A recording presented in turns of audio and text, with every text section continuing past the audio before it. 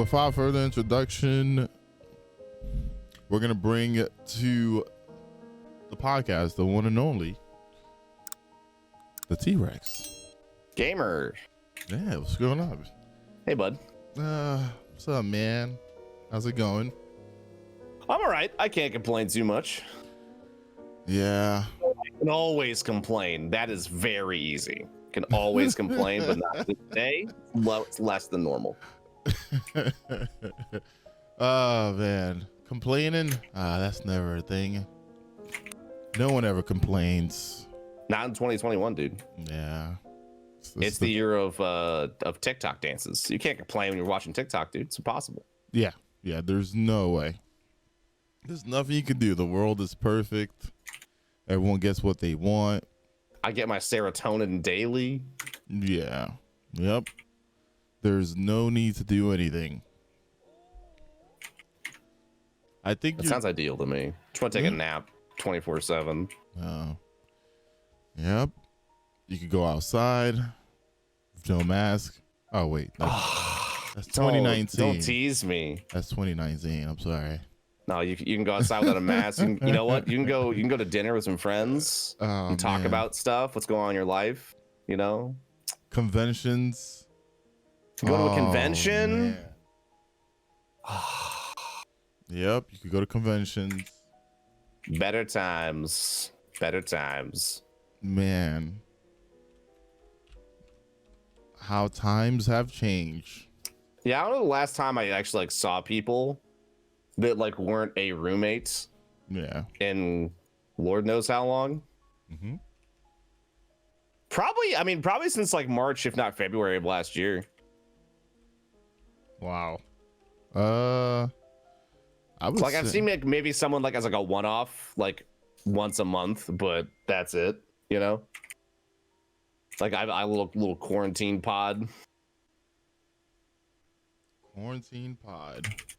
It's also weird. You have to go to different places and then quarantine there for 2 weeks before you can get out, and then still have a mask and all this stuff on, which is pretty wild. Yeah, I don't really mind the mask thing. I don't mind being safe. I'm sad that I can't see people. That's the part that stinks for me. Yeah. Man, everyone keeps saying by the summer of 2021 we're gonna be able to do all this stuff, and I'm like, I guess it depends on how many vaccines are out there and whatnot. Yeah. How safe it is for everybody. I'm one of those immunocompromised people, so I can't really risk not go. I can't risk just being foolhardy because I will die. Yeah, this may come as a shock to you. I actually like living. Contrary to my outward appearance, I do like living. I think I like sleeping more than living sometimes. That's still being alive. You can't enjoy sleeping without being alive. It may be called the big sleep, but you're not really sleeping. Yeah.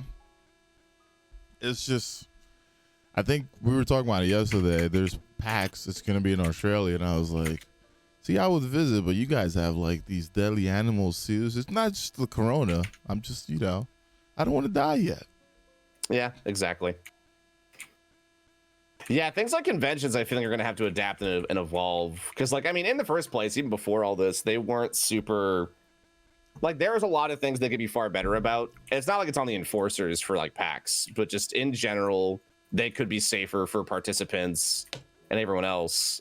So hopefully, hopefully whenever conventions do take on their new form, hopefully it is a better version of what it was.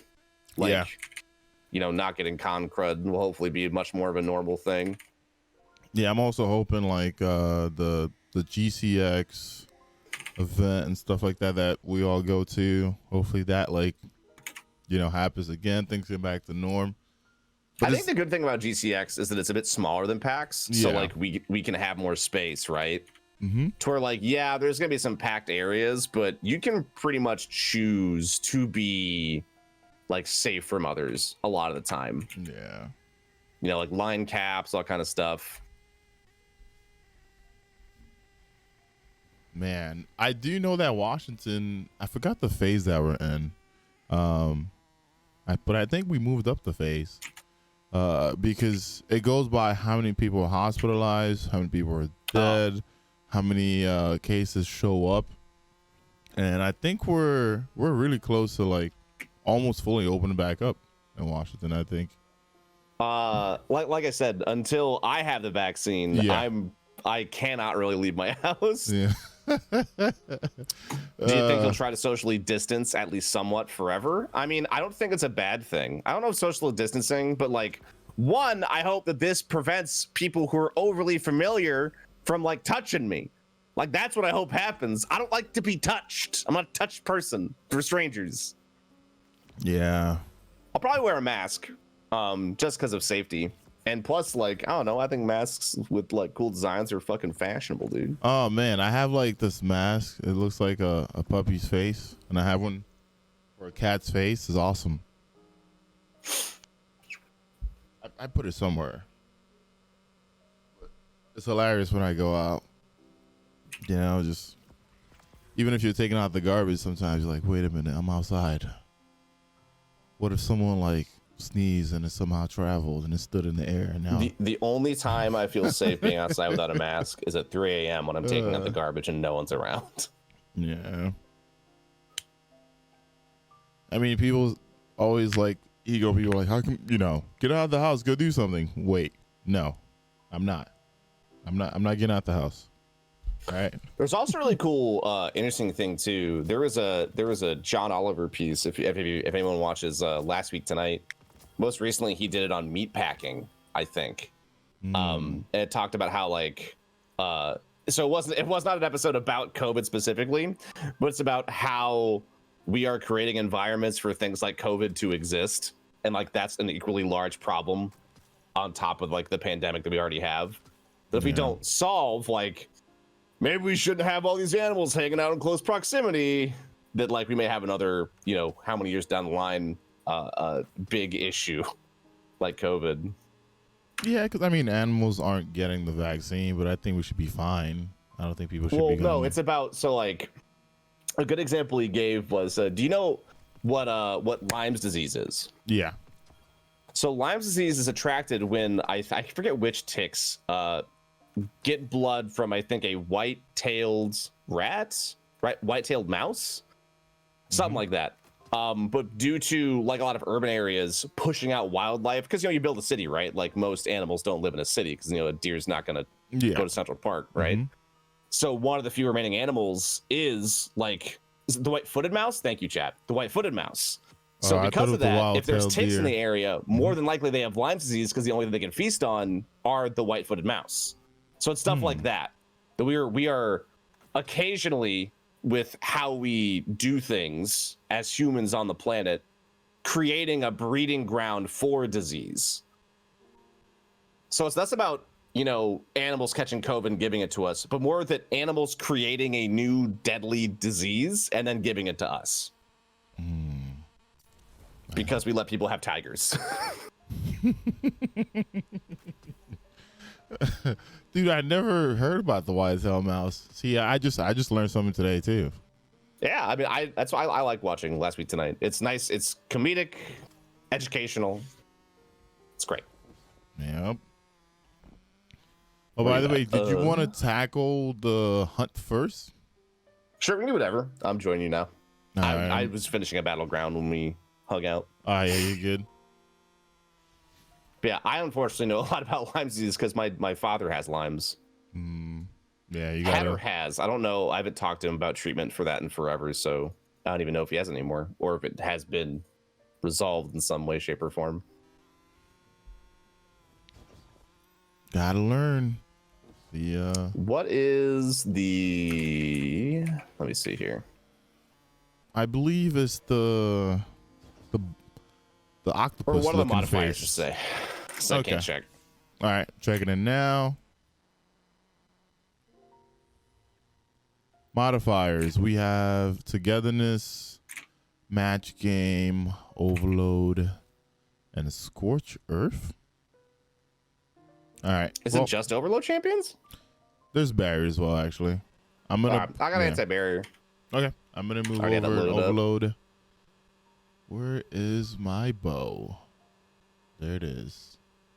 Overload bows always feel good, dude. Yeah. I don't know. There's something about them is just perfect. It's fun. I actually don't remember any shields in here this week.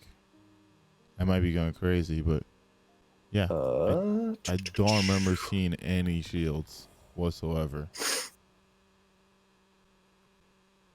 Put this on. Need to change its thing. All right, got that. I'm gonna do this. Yeah, because I really don't remember any shields being in there whatsoever.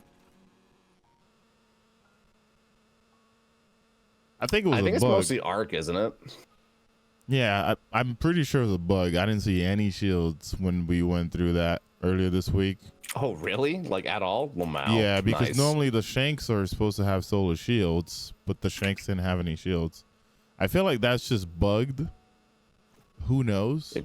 Yeah, maybe it's related to like the same issue that Presage is like champions, but it's Scorn. You know what? I thought about that, and I was like, man, I was excited. Like when I saw the master version pop up, and I saw champions, I was excited, man. I put like mods on. I was like, I hope Abominations are I did the unstoppables. same thing, dude. Like I hope the bow guys are barriers. I can't wait to go in here and see what this is gonna happen. And then I got in there, and it wasn't it. Yeah, I was I've been thought about that some more, and I wonder if there are going to be champions in there. Like, I wonder if it's going to continue to evolve week over week, and eventually, like, Keitel's forces are going to take over the ship, and then you're going to have Cabal champions in there. Well, that thing is supposed to be done week by week, so I'm sure there's going to be something in there eventually. Yeah. Oh man, I was really excited. I was like, "Ooh, we get to go in here and like Scorn champions. Let's go." That means Hollow Lair might be a GM next season. And No, it was like, don't speak the devil. Quiet. Cease. yeah, but it wasn't. It wasn't. It didn't happen. So let me know you guys are ready.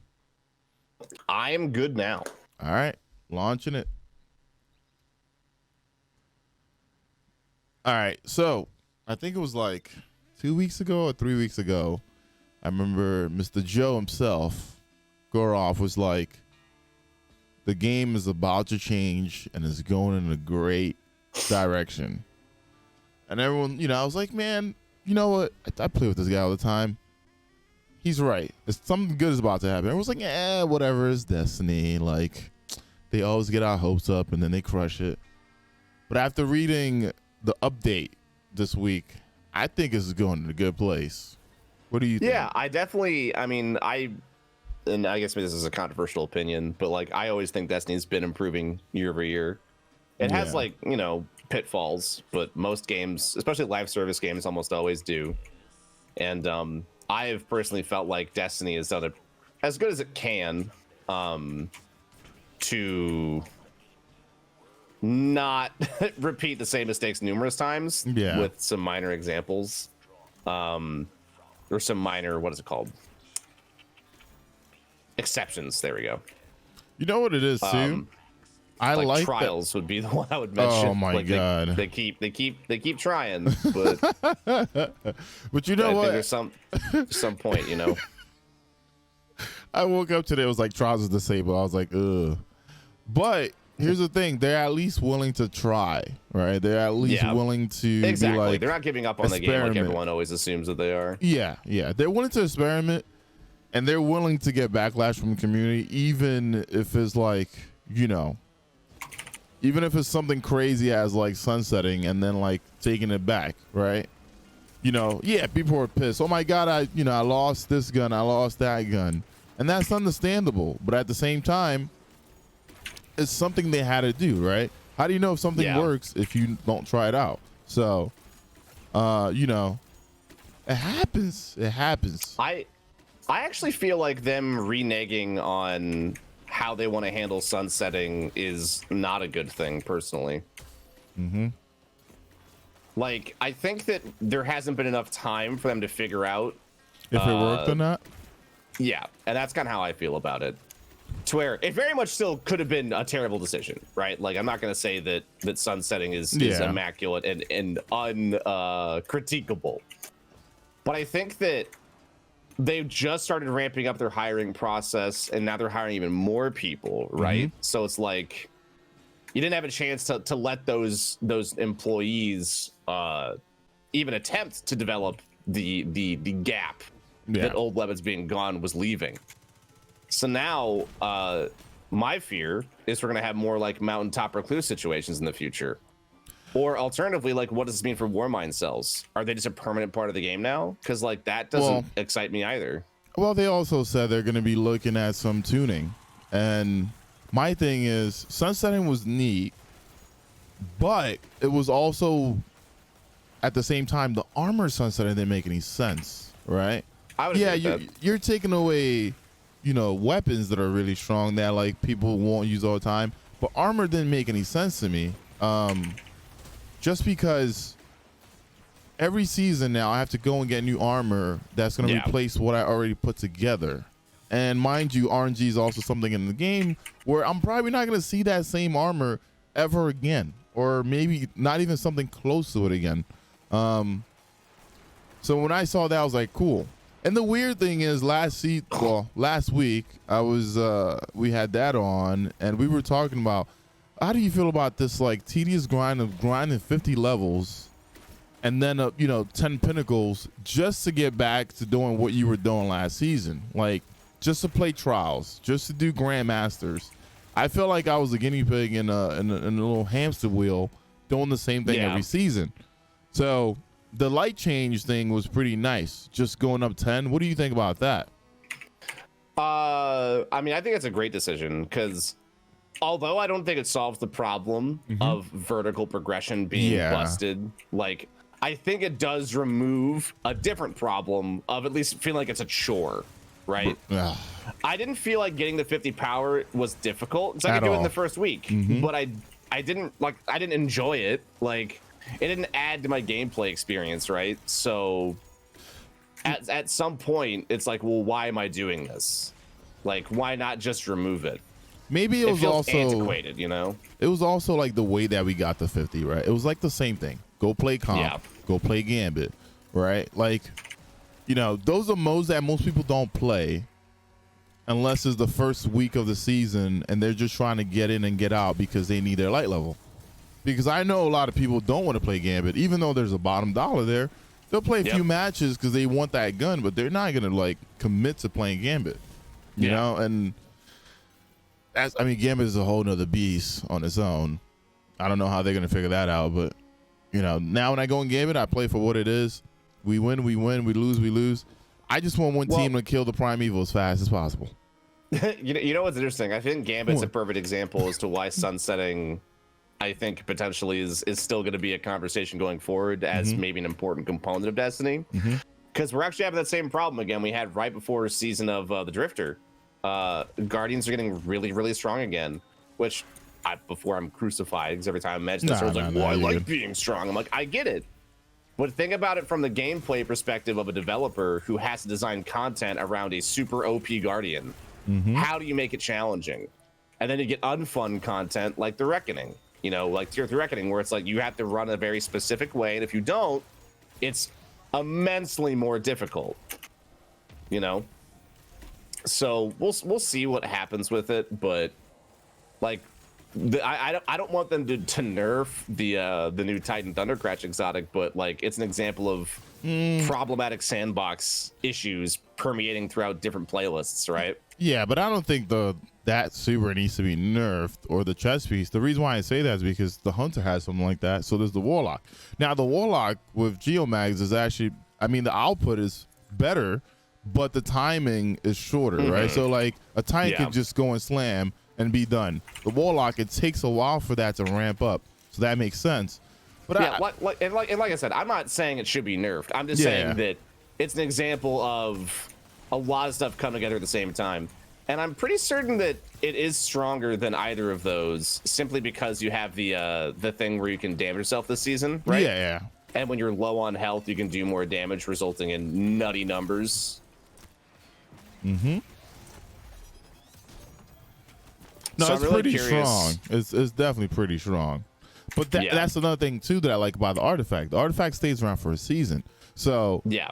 we're not gonna see that perk or that mod on the artifact like next season, right? So, you know, it's nice for people to enjoy stuff for seasons. And I was also talking about this. I was like, it would be cool if like each season you only had to get 10 light pinnacle, or if you missed out on a season and you come back, you know you have to get whatever the difference is between you and the new season. You have to go get that light level.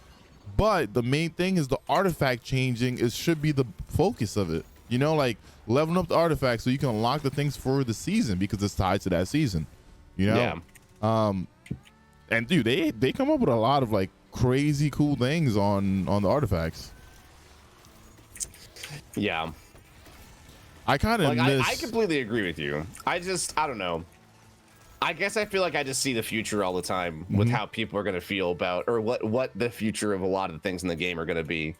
I don't have an answer for them, but like, I don't dislike being strong. I love being strong, but I also understand that once we hit a specific point, like, you know, I love the artifact being important. I love it being strong. I love it having a purpose. Yeah. But I don't know if putting game and playlist breaking mods inside of it is a good idea.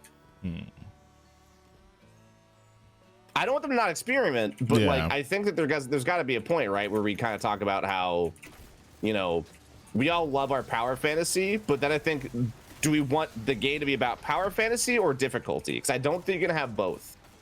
Because I think if you have both, the game becomes unfun, right? Because then like the top end content becomes kind of like, you know, absurd. It feels so antithetical to what the rest of the game is about choosing your loadout and stuff like that, when it feels like there's a meta if you want to find success.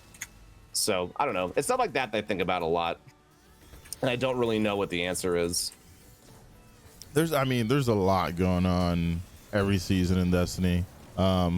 There's certain seasons where like you said, the artifact does make a subclass just really strong. Perfect example, Oppressive Darkness, right? On a Devourer lock, or even Top Tree, or even a Bottom Tree Hunter, makes it like, it puts you at the top of the line compared to other classes. But I think it's nice to have shift changes too, though. Like, most people only like stick to one thing, right? No matter what, right? They especially when it comes to endgame, everyone's like using their mountaintop recluse. The only time you're gonna see someone not use that is if they're forced to use a different thing, like if NT barrier is not SMG, if it's scout, or if it's AR, right? So I feel like the artifact kind of helps out a little bit to like open people's eyes. I think it's great for that. Yeah. I'm mainly speaking of like the stuff that's towards the end of it, right? To where I think that, and that's the thing too, is we had Oppressive Darkness I think twice now. Like they haven't really, we typically get like 1 or 2 reprisals from previous seasons on top of like maybe something new. Another example was that time where Titans could one-shot punch everybody in the Crucible with a permanently available melee ability. Oh, like, yeah. And that was for 3 months, classes, right? Yeah. So it's like, I'm not saying I want the artifact to go away or I don't want those things, but I think that like, I wish we talked more about how when we get really cool, awesome things, sometimes it breaks the game, and that, like, I don't know, we kind of get what we ask for. Oh yeah, we definitely get what we ask for. And then you see and then you see the complaining that goes from like, oh, I can't believe Bungie didn't even like fix this or even think about this. Where it's like, I'm sure they did, but I'm sure they did. We're the ones out here saying we need this stuff, right? We want to feel powerful. Oh no, I'm getting farmed. I didn't think he was gonna like do the stomp fart that hard. Okay.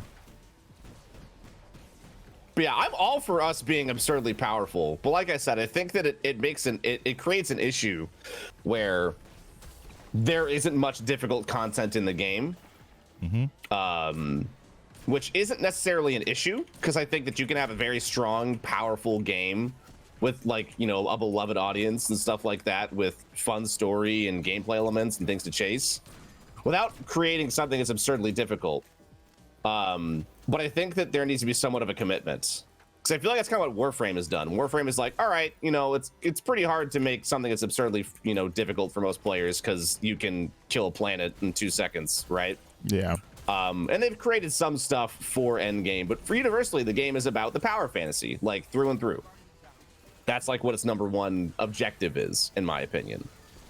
And the Destiny kind of fluctuates season to season. Is it about the power fantasy, or is it about the difficult content? Is it about the story? Like, I feel like the direction of the game constantly shifts and changes, which kind of gives me a bit of a whiplash, right? I feel like every season we try to, like, especially for endgame players, we try to get harder content, and you know, seeing that master, you know, we're gonna be having like massive versions of things, kind of like made me happy, because I was like, dude, it's been a while absolutely. since. I'm right there with you, bud. Yeah, it's been a while since like we're able to just jump into something like, man, this is the harder version of what we're doing, right? Like, this is gonna be more challenging. I mean, I feel like the whole community agrees with Deepstone Crypt. The first day, that thing wasn't hard. It was like, at all. Like right now, you go in that raid and the enemies are looking at you, and they're not even shooting at you. Yeah, They're just there. isn't that raid AI in general though, or is that exclusively Deepstone Crypt? I die more to ads and like other activities faster than I do in Sure, I'm talking about other raids though. I totally agree with you that like the raid AI for Deepstone Crypt is not the same as like the Presage mission, or doing like heckin' Shattered Throne, where enemies like never miss, right? I feel, have you done Prophecy Dungeon already? No, not this week. Do you want to do that? Yeah, we can down tackle for that. I feel like the Presage mission was awesome, right? But I like the way that it was set up for the first day, where, what was it? I think it was 12:30 or something like that. That was the light level requirement, right? And everyone's in the 1300s, but they made it to where the enemies were still red bars for you. And I feel like that was more challenging than the 1320, because I'm up to light now with 1320, right? I agree with you on that one, bud. Yeah. I do be agreeing. Yeah. There's just one day. I just want to see how this plays out. I think it's going to play out really well. Now that we're like, you know, we begged so long for like prestige raids back, and now they're going to be going into master versions of raids again. We asked them for so many different things that we had in Destiny 1. But do you feel like the formula of Destiny 1 just, like, for some reason it doesn't work on Destiny 2? Because I feel like even factions and stuff like that would work really well in this system. I mean, I think that part of the issue is that although some players love, like, everyone loves talking about factions, but what does factions actually provide players from like a gameplay standpoint? It's just another, like, ammo sink. It's just another vendor that you dump tokens at, right? So it's like, what is the point, really? Well, for me, in Destiny 1, it was another side grind, right? Once you got done with your but it's a side grind that has stuff. a very finite end to it, right? Yeah. So would you rather have new vendors and new armors every season for the seasonal content, or like factions? Because like, but here's the thing about factions, though. Certain weapons, I remember like Nur's Mercy. Was it Nur's Mercy that came from? There was a pulse rifle that came from Future Wall Call. Right? It wasn't the greatest at the time, but then when pulse rifles got buffed, that became like a thing to go after. So then that allowed me to kind of go after that gun during that time. So there's always going to be, especially if like factions are around the whole time. Think about like shaders, right? I remember Destiny 1, there were shaders that were tied to factions, and I went after all the different shaders. New Monarchy had one that was like it was like a nice white and red, and then of course everyone went after the Dead Orbit ornaments. And, not even ornaments, the shaders. It was like a clean white and black shader. So just, I mean, in Destiny 2, I feel like things are also given to us like pretty fast. people kind of push the issue on like RNG. Everyone's trying to like negate RNG, right? But it was one of those things where like you got it because you were lucky enough, right? It wasn't you got it because you ranked up 50, 60, 100 times. It was a random drop. And once you had it, you were able to show that off to your friends. But it was also a side thing, right? So if you got bored of whatever you were doing, you had something else to go do. And I mean, I disagree that because you never actively grind faction. It was something that's happened by you like wearing the bond and being affiliated with them. oh no, I grind this sadly. I was one of I those mean, but weirdos. I would say then you're a very unique case because like the way the system was designed was passive grinding. It wasn't designed for you to go out and actively in Destiny 1 be like, I'm gonna go spend a few days grinding out my Dead Orbit faction rank. It's something that happened while you were doing other playlists. Yeah, I actually threw it on it. Yeah, I totally believe you, but like I'm just trying to speak from like what I think the general player base did. Yeah. And also what I would say is that, okay, what's the difference between going to heckin' a Rock Jalal, dumping all your tokens in there, and then getting, you know, a loot pinata to come out? Well, I would rather have like a new vendor or like a place to go do it. Like I want to earn the things that I get. Even if it's random, I want to actively, you know, do an activity to get it. I don't want to just like, oh, I have tokens, go cash them in. Well, that's the thing. I don't want the token system. I like XP. You play the game, and then all of a sudden you have, you know, you got enough that you can go in and earn something. That's I would wager that's the exact same as a token system. You just don't get the tokens. The tokens are experience. I don't know. Because the thing about the tokens, I feel like you know for sure how you're gonna farm them, right? You know how well you're going. So if we're going by D1 standards, it'd be just like if it was just like D1 with like the factions there, you would earn experience by having, let's say, a Dead Orbit or you know, a Future War Cult class item equipped, and you just be earning your quote unquote experience with them versus tokens. How would your version be any different than that? I'm not asking as like a to be devil's advocate. I'm just curious if you have a different idea. Oh, dude, I do have a few different ideas. Hit me with it, baby. Hit me in the face. So, the vendors are already in the tower, as you know, as it is currently. They're not being used. There's no source. There's nothing coming from them. They're just like, you know, pretty boys standing in our towers looking at us. Pretty boys standing. Right? Now, if the way that is going now, right, things going into the future are there's a max power limit now. You don't have to worry about sunsetting anymore. Yeah. So that means if there's a few rare things that are put there, perfect example, nobody wants to play Gambit, right? But bottom dollar's there. So a lot of people eventually go after that, right? Because they want this weapon. Lord. So imagine they put something like that, but in factions. I think that'll bring another I would say like another thing that you want to go after without having to go and do lost sectors. Remember when factions first came out? You had to go and do lost sectors. Why is this man still here? Well, yeah, it's a bug for some reason. Yeah, I guess I haven't done prophecy since the changes. I have not seen her just stick around. Yep. She doesn't also, stop. why is she so much bigger? Like here versus when we actually fight her. I don't know. I feel like she's the same size, I think. Is she? I thought she was smaller. Maybe I'm wrong. This is yeah. What? Is there an elevator here? Because the cloak is going up, and my cloak is not going up. Have you seen cloaks in the tower? They kind of go everywhere. You know what? It'd be nice to even get, you know, like when we had the whole section in the Leviathan, you know, called the Tribute Hall, and we got to like look at enemies up close and personal. It'd be nice if like there was something like that was brought back, like a 2.0, and we have like bosses that we defeated before, like even like a big Riven just in a room. We have Helm, right? Like I could imagine them doing like a Star Trek, like hollow room, right? So there's 2 doors in the Helm. Deck. There's 2 doors in the realm that are probably going to be open at some point. because you can test and see if a door doesn't take a bullet, you can go through it.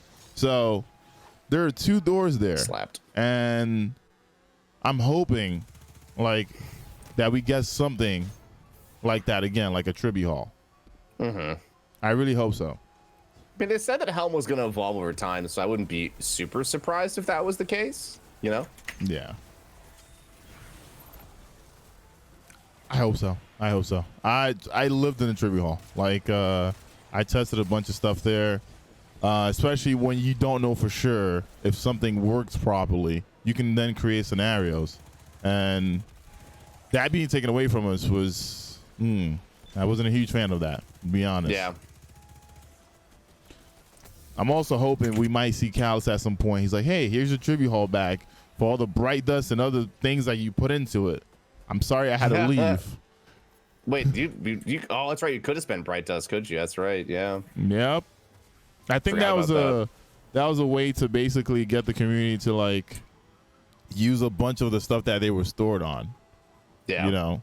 I would agree. Because we weren't using it. We were not using most of our stuff. Where is this area? Did we interact with the little ball? Yeah, I think so. Let me go back and check. I'll go back and check. Okay. Scared? Yeah, I think we interacted. Oh, it's over here. Okay. Where are you? Over there. Yeah, the tribute hall is a nice thing. And that was a nice resource. You know, I speak about it every day, but I need something like that back.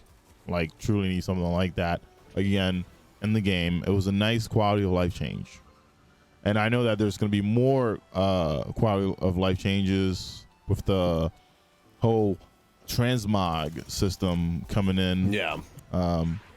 What do you think about that too, man? I think it's going to be neat. I mean, I love the new Transmog stuff they showed off. Like, it's something we've been asking for and wanting for a very long time, so I'm happy you're finally getting it. How do you feel about people, like, having to pay for some of the stuff if they don't earn it? What do you mean pay for some stuff they don't earn it? You can actually buy, like, your way to, you know, Transmog. So you can buy the resource required to then transmog something? Yeah. I mean, that is pretty par for the course for a lot of other MMOs. Yeah. Like, granted, transmog in this game is functionally different than like a game like Final Fantasy 14. But also Final Fantasy 14 has its own MTX with like that I gladly pay into occasionally, where it's like, hey, I mean, I haven't bought it, but there's like a $40 amount, stuff like that. So, you know, I don't see it as an issue. It is purely cosmetic, and it's something you can earn over time. It's once again, it's not like a pay to win. It's like a pay to skip. Yeah, which a lot of MTX and MMOs are like that nowadays. You spend money to get a black mage level 70, you know, or whatever you want. And it doesn't affect me, so it's like, you know what? It's fine. More money in Bungie's pocket. Hopefully, they're using it in a good way. I think the shader system is going to be nice. I don't have to worry about I'm deleting excited shaders to not anymore. have consumable shaders anymore. That'll be nice. Oh my god! I just hope the funny thing is, searching the for issue it isn't doesn't like, suck. oh, they cost too much. The issue is I have too many. Stop dropping them for me. Like, that was the original D2, like, one of the boogeymen of D2 coming out was, oh, you have to buy shaders with currency in your collections? Like, yeah. This is, it's bad. When, like, that really wasn't ever an issue. My issue, I guess after, like, about a year was, like, I just have too many fucking shaders. It took me, I think, 9 hours one time on stream to delete a bunch of shaders. I had a similar experience. The planetary shaders, they used to drop so much. I think I had like almost 2,000 of one. And I was like, why is this a thing? Like, why is this, you know, who decided this was a good idea? But I do like the return of Ada, but I also feel like if Ada's coming back, is there a possible thing maybe with Forges in the future? Like, it almost seems like the game is like coming full circle again. I'd be hesitant in reading too much into something like that. Like, if anything, like, we might have more stuff with her in the future, but I don't know, man. if they're gonna bring back old stuff, I think people would much rather have them bring back old D1 content than old D2 content. I'm personally not a huge fan of old stuff. Yeah, I'm not a huge fan of old stuff. The reason why I'm not a huge fan of old stuff is because I'd rather see new things in the game. Yep. Same. Than have old things that we already have in the game. So if it was up to me, if they don't bring a bunch of like, let's say this, oh, we're bringing back VOG, cool. Are you bringing back another raid? I hope so. Oh, we're gonna bring back one strike from Destiny 1. Are you gonna give me 2 new strikes? So this season, I wasn't really happy because we got 2 old strikes, but as a Destiny 2 player, those are 2 brand new strikes to you. So I understand. I'm not frustrated, but we got 1 new strike. I'm like, yeah, you know, exotic wise, they stopped kind of bringing back old like D1 exotics. That's neat. We got some cool new exotics this season. They're all freaking awesome. Like the Warlock chest piece, the Hunter chest piece, and the Titan chest piece are all unbelievable. And that's nice. And I'm glad that didn't bring back anything from D1 for that. You know, as long as they bring back something from Destiny 1 and there's a bunch of things new in Destiny 2, I'm not going to complain. I will not complain. Yeah. We need it's light, not dark. Whoops. Okay, I'll pick this up. Yep. My brain got it backwards because you were talking. My bad. No, it's not your fault. I just have ADHD and I just forget. I just have a hard time multitasking sometimes and doing it accurately. But I think the future of Destiny looks nice. For some reason people just want this game to like die off, which is weird. I've said that before, where I feel like people would much rather Destiny stop getting updates and just wither away than see it succeed. Which I think is a shame. It's weird though, because when the game dies off, what are you gonna play? What else are you gonna complain about and meme? Something else? Yeah, I mean, in my opinion, I feel like it all just stems from people being unhappy with their personal lives, which I fucking stand. I get it. I don't get behaving that way, but I can understand where it comes from, you know, like that I do understand.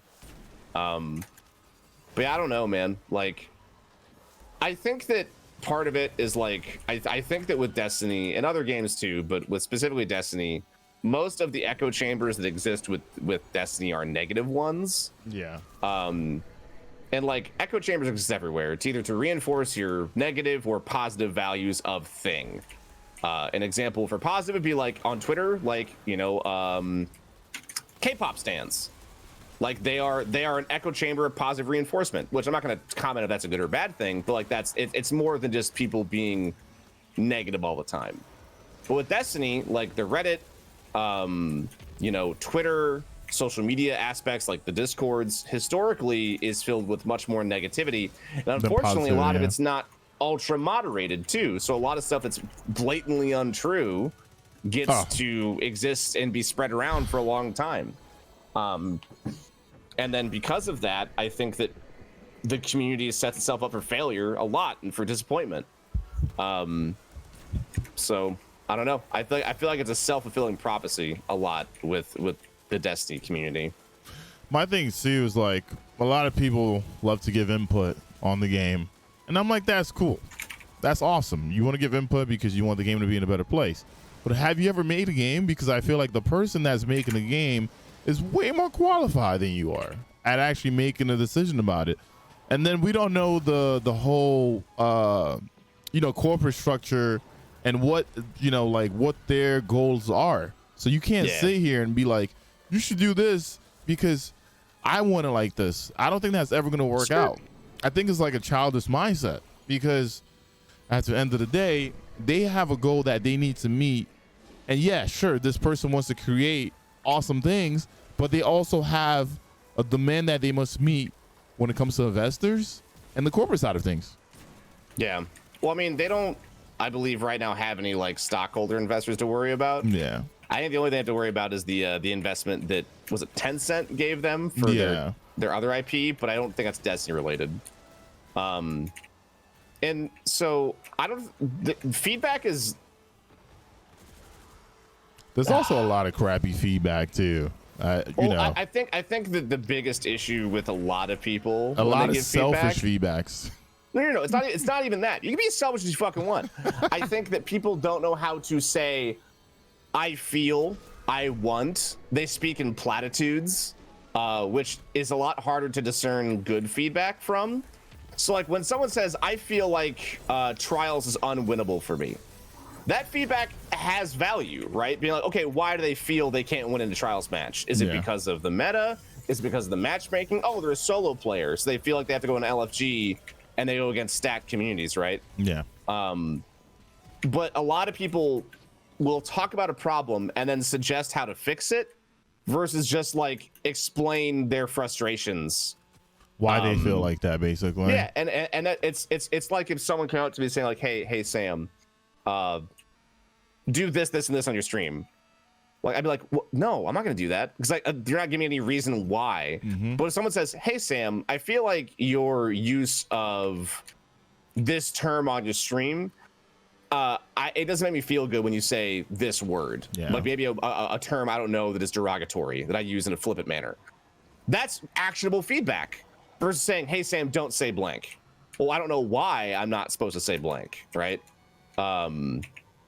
And I feel like it's kind of the same thing with game dev too, is that people don't know a really good way or have forgotten how to voice their feelings. Yeah. With one, like, you know, just saying that without saying how the developer can fix it.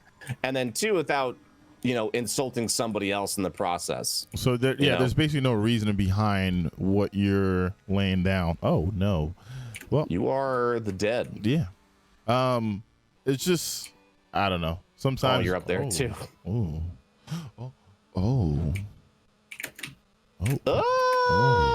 Fine. Okay. Yeah, I just got a better Death Hatter than what I had. Oh yeah. I'm curious what the one I got was. I haven't looked at it yet. Chat, it's okay. All right. These things happen. Once you have a role for something, the game is like, you know what? I know he has it. We're just gonna give him another one because you know he already has it. All right. It happens. One thing I also want to mention, because we haven't said it one time, I do think that a lot of these issues stem from a vocal minority. It's a small amount of the player base, but they're the loudest. So it's the people who have very strong opinions, who will say like the game is dying, right, or whatever. Oh, I did the same thing you did because I'm stupid. Wait. What did you do? Wait. Oh, you're using the tether? Wait. No, I'm dead. It's gone. I'm dead. Oh man. Oh yeah, is that I think that a lot of like the negativity and a lot of the stuff like that, it's not as many people as people think. I think it comes down to they're just the loudest of the bunch, and it's hard to ignore it because they invade every space. Like without asking, where it's like, oh, I'm having fun playing Destiny. Oh, well, I'm gonna come in here and tell you why it fucking sucks. I'm like, I didn't ask you. Why are you here? Like, you know, it's stuff like that. So it feels like a lot of people feel that, you know, that they may feel that Destiny is pervasive or inundated with really shitty people. When in reality, it's like every other gaming community where there are sometimes numerous bad eggs or people that make the game unfun for more people or, you know, negatively attract opinions. Yeah. But I don't believe it's as many as who actually play the game. You know, like Destiny still has lots of people who play it, all that kind of stuff. It still makes plenty of money to sustain the entire studio, all that kind of stuff, right? I mean, hey man, here's another like hot topic we were talking about. Everyone's always bringing in like a killer. Oh, Destiny killer this, Destiny killer that. I'm just like, why not just play a bunch of games? Why do you want one game to die so you can? Why play one game when you can play 2 or 3? Yeah. Why do you want a game to die? Isn't it better for you that you have multiple games that are thriving so you can play whatever you feel like at the time? I think options are a better thing than just I can only play this all the time. And we were talking about this too with Dado, but it was like, hey streamer, how come you stopped playing this game? What's wrong with the game now? Is it dead? It's like, why? Bitch, no, I just am playing something else. I'll play it later. Fuck. It's the weirdest thing, man. It is the weirdest thing ever. I just one day I'll understand the whole reasoning for people to just stick to one thing or one community. Sure.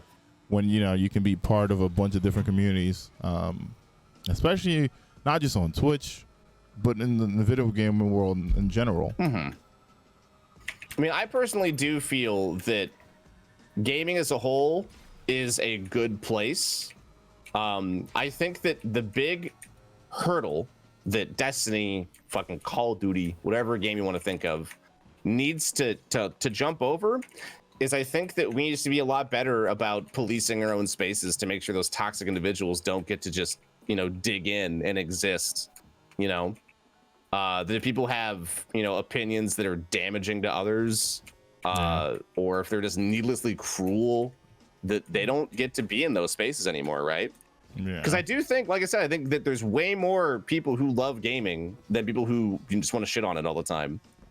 It's hard to be vocal about it because it feels like you're outnumbered when you're not. Like, I actually don't think it's a hot topic to be like, I love Destiny. I think it's just that people don't talk about their love of things as much as they talk about things they don't like. And then if you engage in social media where the currency is engagement, what are people talking about? They're not talking about how good Destiny is. They're talking about how bad it is. And that gets you, for a lot of people, it gets the money. Like, there is a monetary incentive towards engagement and therefore being a shit sometimes on the internet.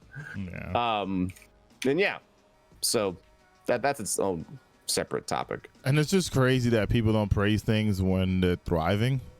People love to kick down things when it's bad. No one ever wants to be on the bad ship. You know what they do? They start kicking it down. Anthem had it, other games had it. And it's weird because you know what? When developers are doing things great, you should be like, man, this is freaking awesome. Like when Forsaken came out, it was great. And certain people still complain. And I'm like, why are you complaining? This is like the better version of the game. Have you been here since the start? The game feels good. We got new supers. We have Tango Show. We got the Dreaming City. Like, this is peak Destiny right now. And you're sitting here bitching about something. Oh, I can't get this. I can't get that. And I'm like, this is exactly why most folks decide to just be like, you know what? I can't wait for something bad to happen so I can just sit here and, kick this thing down while it's down. How come we don't encourage things when they're better? Like, Presage Mission was awesome. That gun feels great.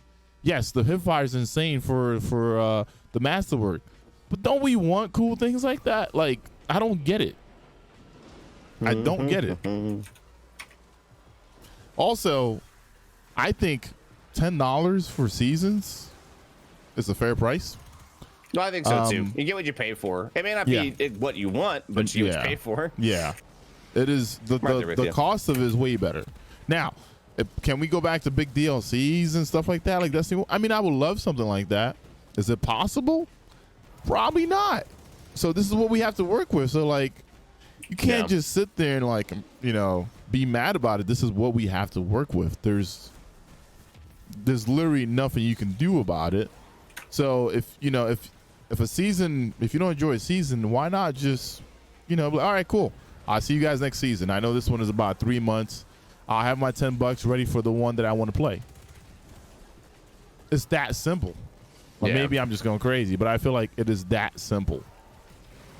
$10 nowadays, you can't do much with $10 nowadays anymore. Whereas in the past you could,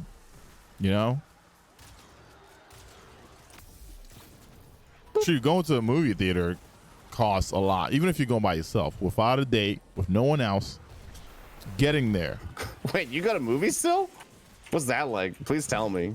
I mean, I don't know. I've been to a movie theater in fucking forever, dude. Man, I can't wait to go back to movies and, Yeah, I get it, Badger. Like, I don't know. I think that from the social side, if you have seen creators or people, whether they're a creator or not, if they have built their identity around Destiny and then Destiny is not doing as good, I think that people lash out when, unfortunately, sometimes there's no really good answer as to why maybe you're not seeing the success that you want either on Twitter, YouTube, Twitch, or like maybe you're not hanging out with your friends as much because Destiny's not as popular. Yeah. And so they take it as like a personal offense when like it's just games, man. Sometimes they're popular, sometimes they're not, you know? Like, I don't know. And sometimes people just like to chill and, you know, play other things. Yeah. Everyone's human. I mean, we all go through phases of liking things and not liking things and changing. The game that you like when you were 12 is probably not the same game now. You know what I mean? Yeah. I feel like this conversation would be like, they'd be like, see, they're fucking just, they just don't want to face reality. or like whatever, right? People say about people who like aren't overwhelmingly negative all the time. But my thing too is like, why should I sit here and be negative the whole time when I could go do something else? Yeah. Unfortunately, I think that an issue we're skirting around is, unfortunately, with most games, and I don't know a solution for it aside from being in your own space, chat. Like I talk about this on my stream all the time, but it all starts with personal responsibility. Mm-hmm. Be the change that you want to see, right? And I think part of the issue we have with Destiny and then gaming as a whole is that there's a lack of nuance. It's all about tribalism. So on one hand, I know we've been talking about people who hate on Destiny. There's a very large amount of people who support Destiny fanatically and then go after people if they have fair criticisms of the game. Oh, yes. You know, yes. It's unfortunate that like it's very difficult in some areas and some space of the internet to have a nuanced conversation about the game. Reddit is a very good example. Reddit's very polarizing.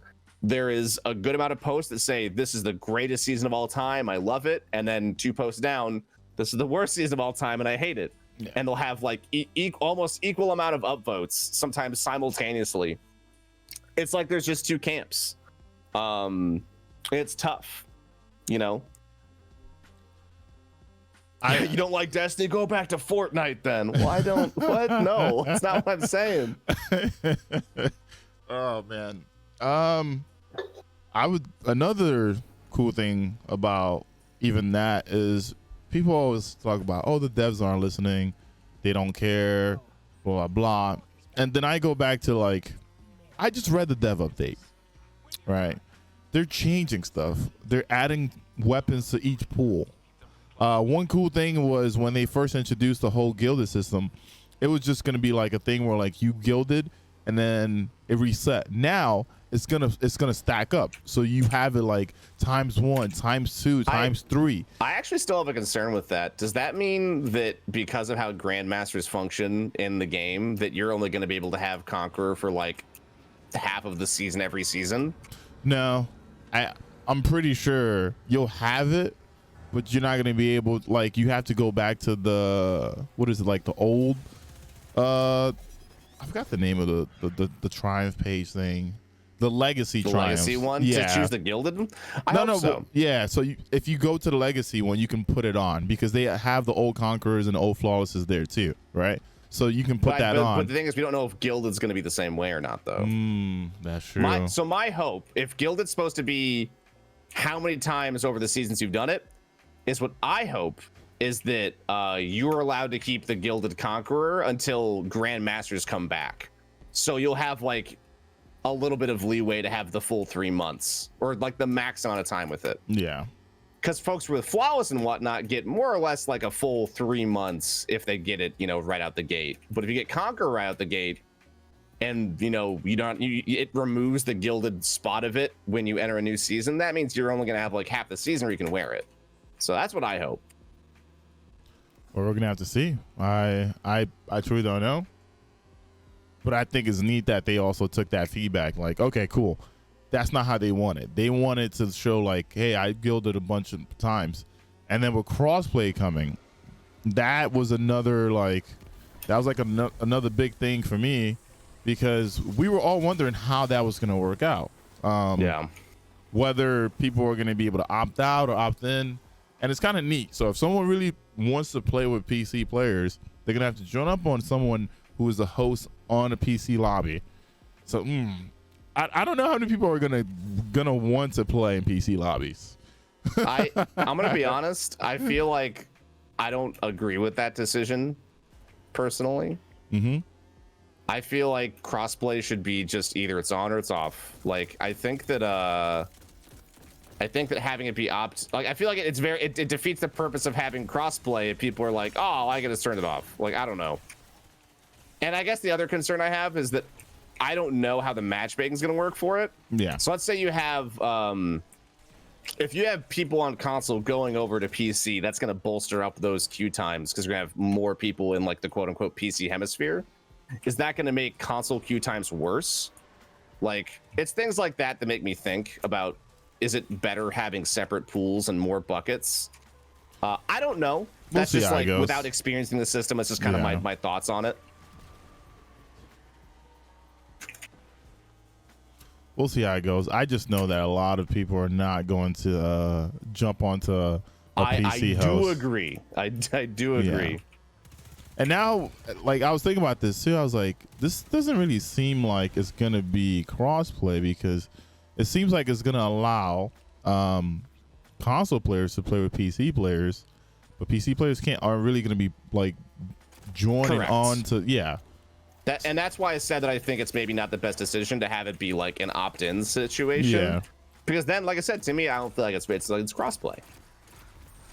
Yeah. Because PC is still like the host. I feel like I would say that it makes sense for things like if you really care, competitive and trials could be opt-in.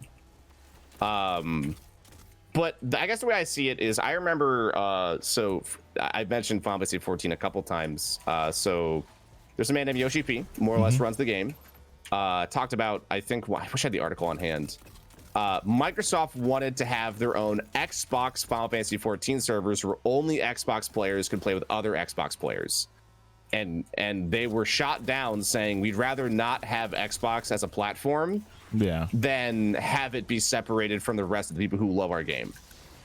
And I agree with that statement. I think that if you're gonna have crossplay, have it be an even playing field where you give the same TLC to every platform, and every platform is important.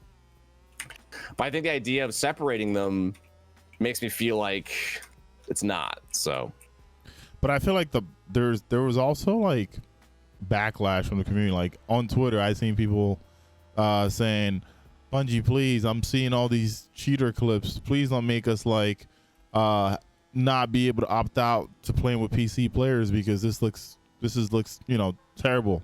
I don't want this experience. I want to be able to play the game, but I don't want to play against cheaters." And I seen that a lot. I think is on Twitter. A fair point. It's a fair feeling. Yeah. I feel like that might have pushed that even more, right? Potentially, yeah. Because, like, wait a minute, the players already sound like they're in a dire situation where they don't want to play with others, especially if there's going to be the whole cheating thing. It's still crazy to me that a lot of people feel like Bungie's not working on anti-cheat when I don't think it's that easy. Every game has cheaters. Some of the top pro games have cheaters, and we only see it here because this is like the main game that we play. These are the fees that we pay attention to. But yeah, I seen it. Apex when it first came out, I was playing with friends, and you go in a lobby where guys were missing. They were tracking you through walls, and I'm pretty sure there's still cheaters in that game. Like it's hard to get rid of like cheaters fully in any game.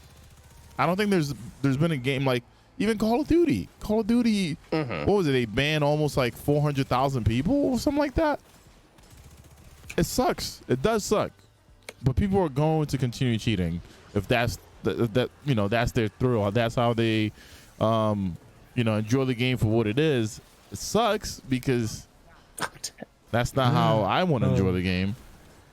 Oh snap. Let me put on a hand cannon. Do I have a hand cannon with me? Put on unstoppable here. Whoop.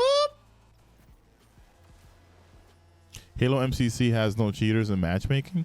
How do you truly know? That's the thing.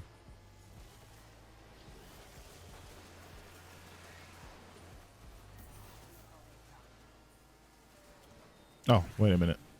Yeah, I was like, you gonna get us up? I just revived myself. Oh, I was gonna get you up. Have you ever learned or done any research about how like cybersecurity works at all? A little bit. So the one thing about anti-cheat that's difficult to talk about is essentially you can't ever talk about what you're doing to prevent users from infiltrating systems and doing things they're not supposed to do, because by talking about it you're giving them ammunition to narrow down what you're doing and then to combat your security measures.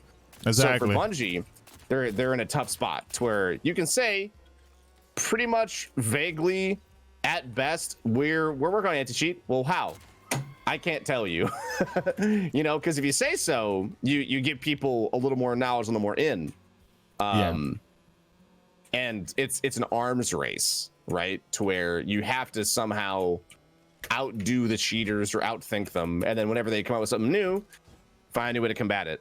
So it's a little unfortunate that like not even in gaming, but like in cybersecurity in general, I wonder how many problems could be solved if everyone came together and talked about the things that they're doing. But good luck having any company, you know, do that. Reveal all their secrets about their security to competitors to make each other more secure. Yep. I was like, there's no way they're going to tell us exactly what they're doing to combat cheaters. Like, they can't tell you that. You can ask. All they can say is, yeah, we're working on it, but there's nothing that they can do that's going to be like, hey, man, this is exactly what we're doing to stop these guys from cheating. There's no way. No way. Because if it was that easy. This week? Yeah. Okay, cool. Oh, yeah. Did you the correct direction? Did you see, you know, trials got disabled?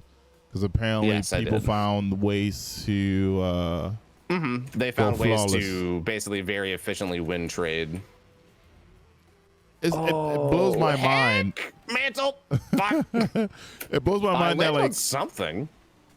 I'm dead. Gaia. Like people are so resourceful when it comes to like getting stuff done without actually doing it. That's like a Destiny thing. Maybe other games have it, but it seems like in the Destiny community, people find ways to get shit done without actually doing what we're supposed to do. It just seems like a norm. Like it seems like that is, you know, but there's cheese in every game. Yeah. But in Destiny, it just seems like whenever something new comes out, we find the fastest ways to get it done without actually doing it. What cheesing stuff? Oh yeah. To be fair though, some of those cheeses are just Warframes working as intended, and then being it's absurdly powerful. Look at Eidolon farming. Eidolon farming. Just blow off somebody's head, dude.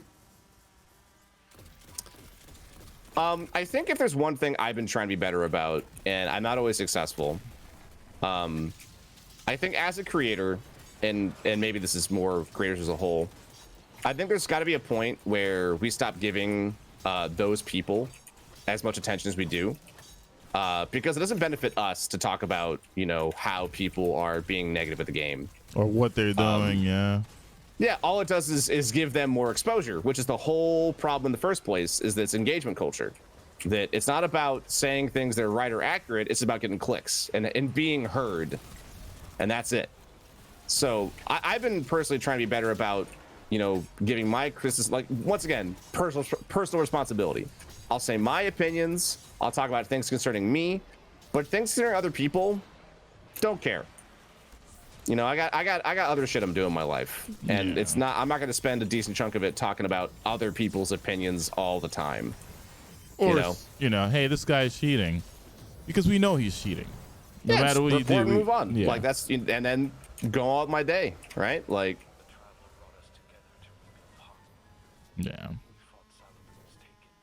Poor boss. He lived for a Yeah. little bit. Yeah. What did I get out of this? I got the gloves. Got We like gloves. that. Nice. What is it? Nightfall, I think. Is it Nightfall? Yeah, I think it's gonna be Nightfall. Probably get on my Warlock. I'm down for Nightfall, yeah. What's my power now? I'm curious. 1305. Almost Nice. 1306. I really haven't been doing any Pinnacles. I hit 1300 the first week and just didn't do anything else, really. Yeah. Played Valve and other stuff. Dude, yesterday I played Outriders, and That's been fun. I'm Outriders is enjoying fun. at least doing one playthrough with that game. And I everyone's have like, no clue if I'm gonna be like, I'm gonna spend 10 million hours in it. But I do know it's gonna I be a think at nice least my side first game to time play. through is gonna be fucking fun. I think it's gonna be a nice side game to play. I like it so far. All the different classes, leveling up. And that's another thing too.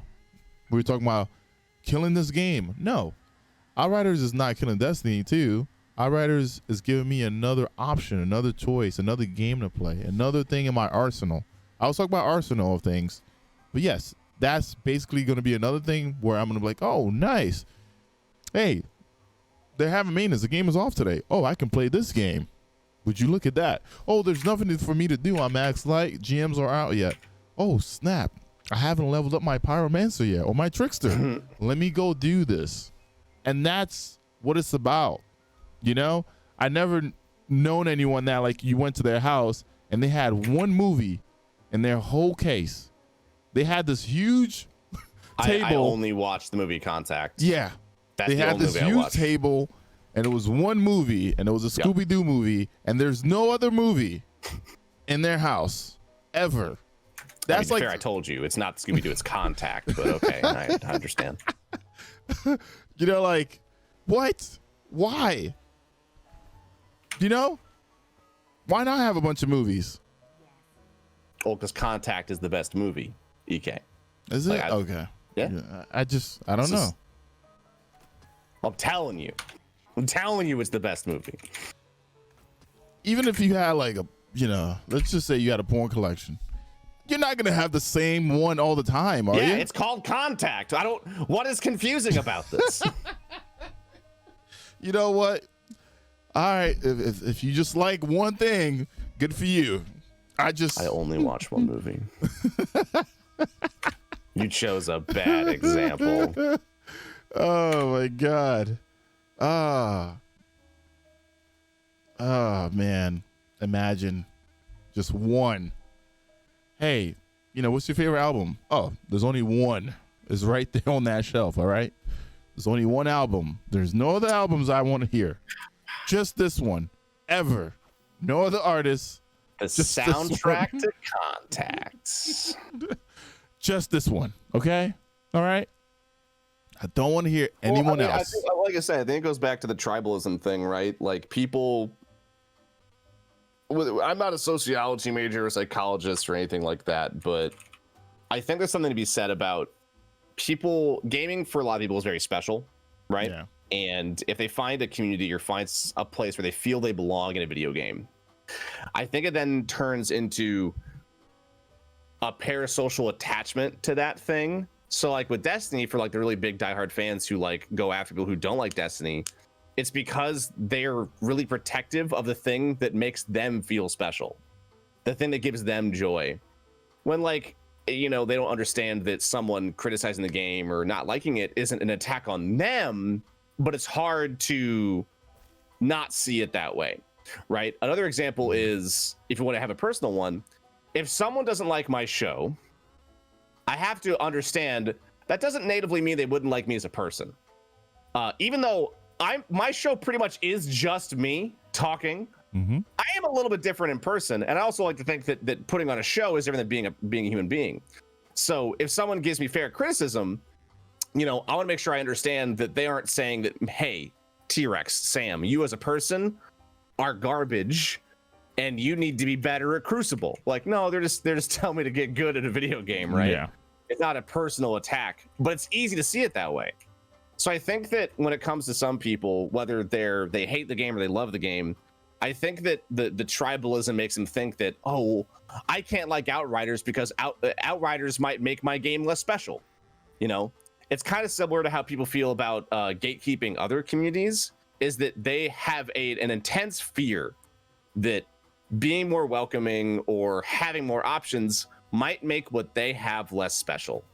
I don't have a solution for that, but I think that that's where a lot of that stems from. Yeah, it's sad because like I feel like it's just because they are going through some stuff, but you know, it doesn't excuse it. I just don't have an answer for them. Yeah, the alternative Gollum from Lord of the Rings. Well, I like variety. I don't know. No, same, dude. I'm right there with you. It's always odd when you hear people talk about this is the only 100%. thing for me, and I'm like, why is this the only thing for you? Like, why don't you like to do other things? Maybe they're creatures of habit. I can totally get that way with some things sometimes. Like with food, I'm the kind of guy who will order the same stuff almost religiously. I like rarely that too. venture out on food from what I know I'm gonna like. Yeah, sadly that's... It's not because I'm like, you know, I hate other food. It's just like I like what I like, right? I should stop doing that too. I don't know why I do it, but I right now Indian food is like the thing for me. I am heavily invested in Indian food. I think I eat it almost every day. Oh, you play Tekken, Bannon? Hell yeah! I love fighting games. Tekken's a game I'm not good at though. Tekken's move set trees make me absurdly anxious when I look at them. How many grabs do you have? I'll stick to my flashy fighters that don't have as many buttons. Yeah, I just sent you an invite because I switched on my wall. I am coming. I'm zooming on over. But yeah, 2021. There's been a lot of interesting stuff. Do you see any game that's like gonna be coming out that you might be tackling? I mean, like I have a list on a Trello board. Give me a moment. I can look at that because there's so many games. My visuals, board not found. Oh, I gotta log in. That makes sense. What account is my Trello board on? That's the real question. Is it this one? Please tell me it's this one. I think you'd be fine 1330, right? See? Oh yeah, I totally can. Just let me, like, before we start, I want to actually have the gear I want to take. Yeah, no worries. So I played Hitman 3 a lot. That was super fun. The Outriders demo just came out. Returnal is next month. So I love roguelikes. So like Hades, Wait a minute. Dead Cells, stuff like that. You're gonna have to tell me about this game because I So played 80s and I went crazy. Returnal is like a roguelike, but like with H.R. Giger, like alien-esque creepy shit visuals. We don't know a lot about it, but basically it's like this woman crashes her spaceship and she's stranded somewhere, and then she has a bunch of weird stuff happen to her, but every time she dies, she restarts by crashing back into where she first crashed, but the area is different. So it's about like unfolding the mystery of the area you're in and like trying, I guess, assumably to win. I don't know what the win condition is in that game. I guess escaping. And then Monster Hunter Rise is March 26th. Fuck yes. And then Outriders is April 1st. And then over into May, I'm really excited for Deathloop. Deathloop is the new game from Arcane. Deathloop. I don't even think I ever heard of Deathloop.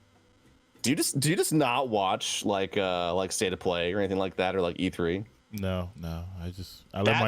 That blows my mind that you could like be a streamer and just have no interest in like the game reveal shows. Nope. I just wait for chat to tell me about it. And usually, like, you know, you get emails, companies are reaching out and they see what you like. So, you know, I'm just like, I don't need to watch this shit. Email me. Yeah, but it's exciting. Yeah. I'm just saying, for someone who says you like variety, it is a tad interesting to hear that you do not pursue the knowledge of more variety of things to play. No, I want the variety to chase me. Like Gunfire Reborn, I love that game. I play the crap out of it. RoboQuest, I enjoy. Hades is fun. Outriders is pretty neat. So for me, it's like there's always games that I'm like, all right, cool, I can play this game and I'll be fine. All right. Like Risk of Rain, someone's like, man, you'll love that game. And I'm like, fine. I have to like find a day to just buy the Teawrex and download this game and play it, you know? Matter of fact, you gifted me this game Horizon, and I'm actually gonna be playing it sometime next week. And I was like, man, I need to sit down and play this game. But when Horizon Zero Dawn? Yeah.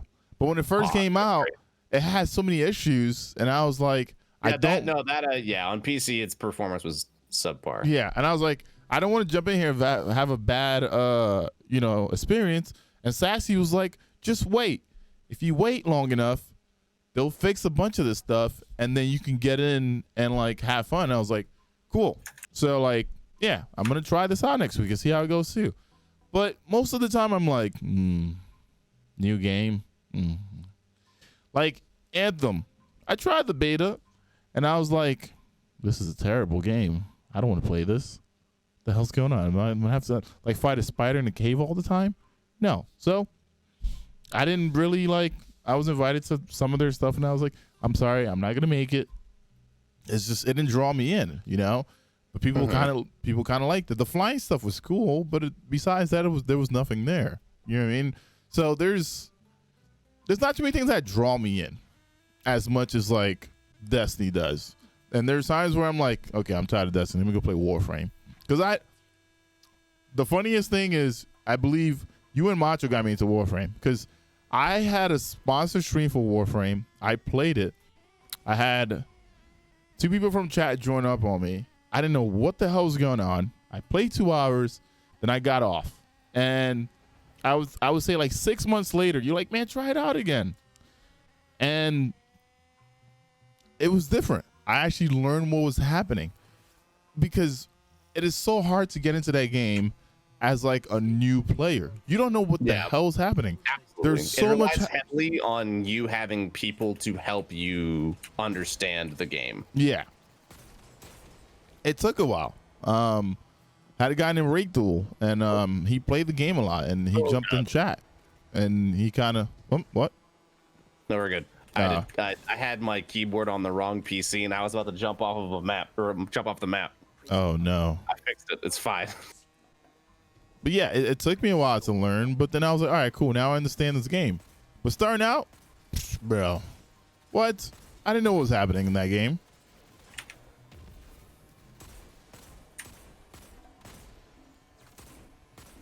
But who knows?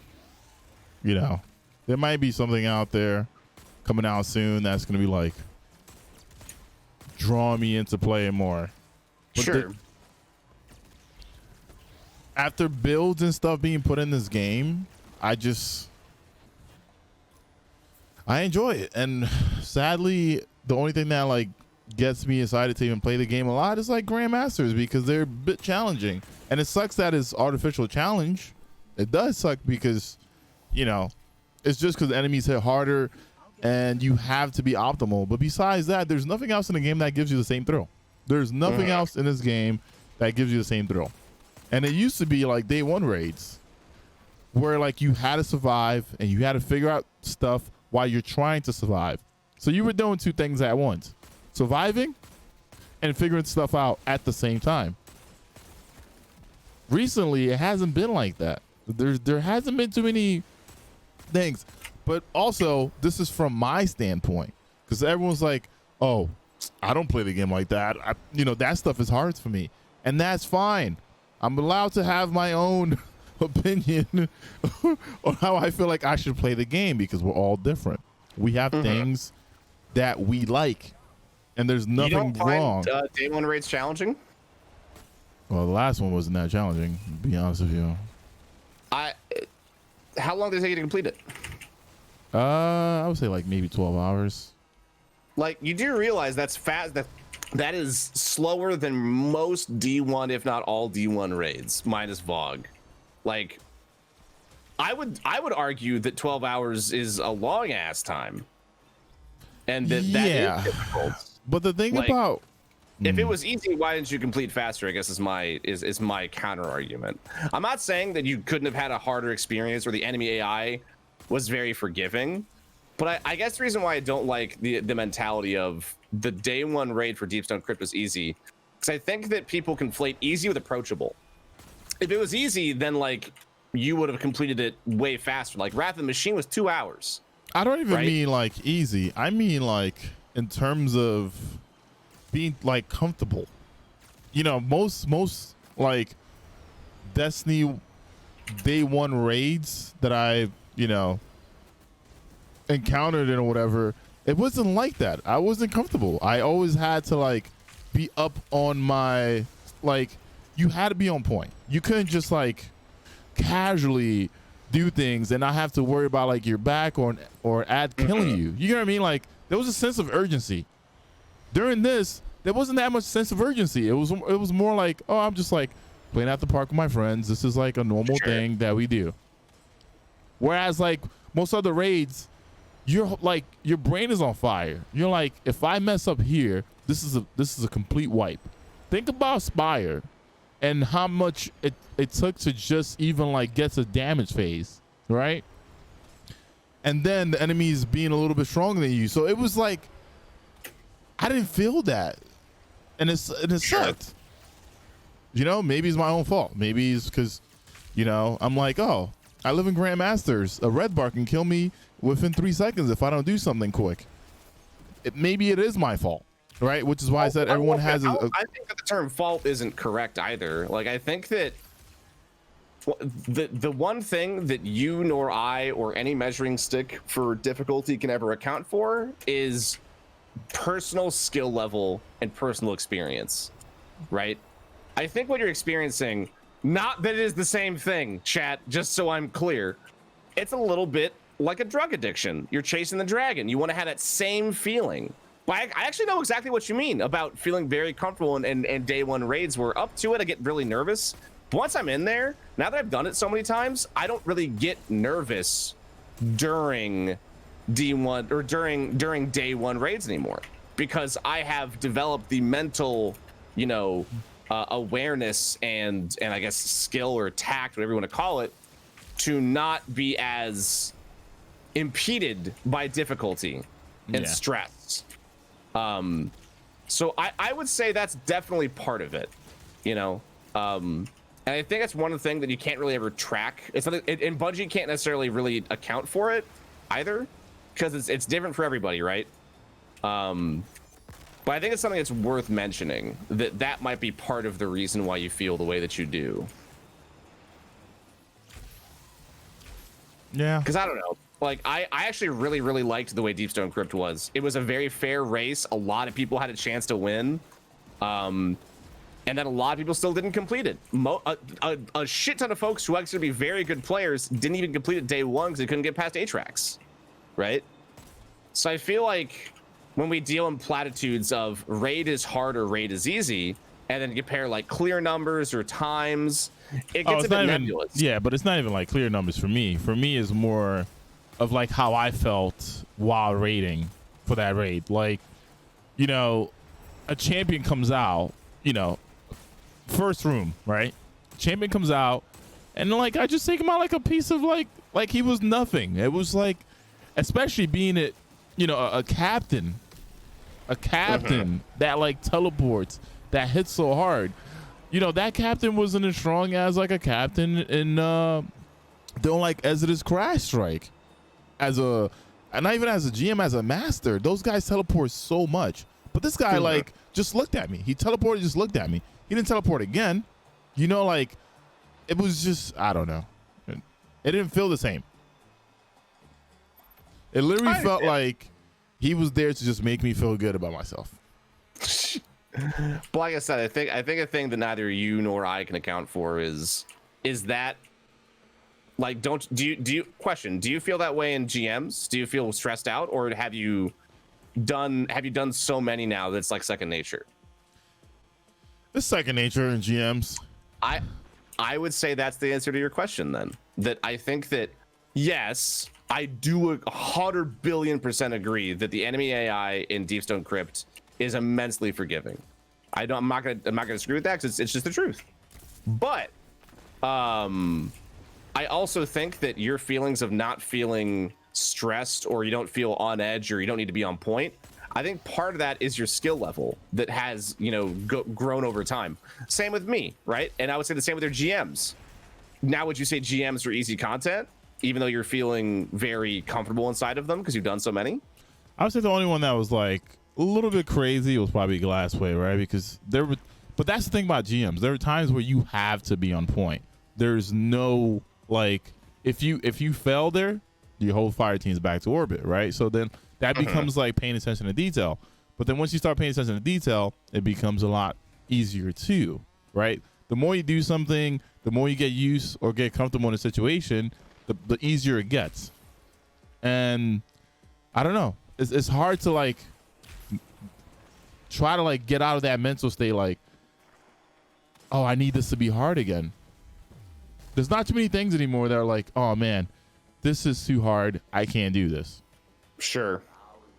I think that so here's what I think the real answer to that problem is. They need more people, which they're doing, to work on more things to cater to more of their audience. Because I think that, like, in an ideal world, I've mentioned it, I think it's my third time mentioning it. So raiding in Final Fantasy 14 is broken up into 3 tiers. Most people only know about 2 of them. There is the normal raid, which is for everyone to experience and have a good time with, and they can just, you know, enjoy it. Sit back, get the story, see some really cool fights, some cool cinematic moments, and move on. Then there's Savage raiding, which is the one where they take any mechanics they might have removed to make the story mode easier. They put them back in, and there's typically maybe another phase after what you would normally see in the normal mode. It had its own unique gear. It had its own like power increase and stuff like that. Usually it was just a better version of the gear you already got, and so on and so forth. And then on top of that, there is Ultimates, which is basically, it combines an entire raid set, which will be like, imagine if you took whatever the Witch Queen raid is, Oryx, and Crota, and you fought all of them at the same time, except they had new mechanics and did more shit, and the fight was 20 minutes. That's what Ultimates are like, which is, I guess, what you're asking for, right? And I think the only way that we're ever going to receive content like that is if they have more time and money to spend on creating that kind of stuff. But I think with the current like dev bandwidth that they have, there's just no way I could see them producing that sort of content for us. Not because I don't think they care, but it's just that it's beyond their current purview. And that's just stinks, right? It's not fun being like, the thing that I want I can't necessarily get, and I don't know when I will, or even if I will. Yeah. Because people love being able to point to somebody saying, yes, I can be mad about this. But being mad about being a victim of circumstance hits different, because you can't really, like, you don't get the catharsis of being angry at somebody. Yeah, we'll see. Which is why I said the whole master thing that they're doing kind of like got me excited again, because now we get harder difficulties, right? We haven't had. Absolutely. Yeah. We literally haven't had difficulty things for a long time. But we'll see. Yeah, we'll see how it goes, man. We'll see how it goes.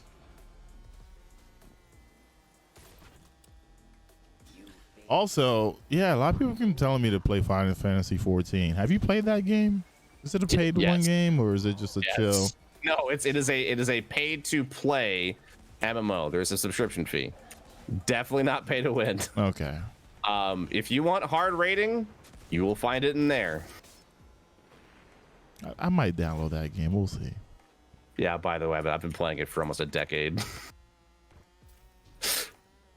I have been playing it for a long time. Yeah. I play it a lot less now that I stream, but that was like my game pre-stream that I would always play. Like, I have thousands upon thousands of hours in that game. There's just certain games I feel like aren't streamable. Like, you can play, you can enjoy with your friends, just can't stream and have the same fun. Perfect example, like for me, like Among Us is like one of those games where like I'll play with friends, but I don't want to stream it. Why don't I want to stream it? There's a lot that goes on, you know. Especially if you play in your community, half of them are cheating because they have the stream up and they know when you're an imposter. Second, you start to notice everyone's pattern and what they do. So then it becomes a lot easier because you know everyone's like, you know, nature or everyone's habit. But if you play it offline and you're playing with a bunch of different folks, it's much more fun because everyone's like, hey man, how can you not stream it Among Us anymore? I was like, I don't know, it's not as fun as it was when it first came out. You know, it's one of those things where like you get to enjoy for a bit and then all of a sudden I can't enjoy it anymore.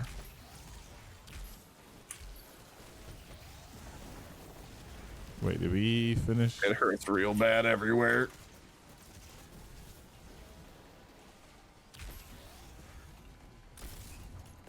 Where's that Mantar at? Never mind, I see him.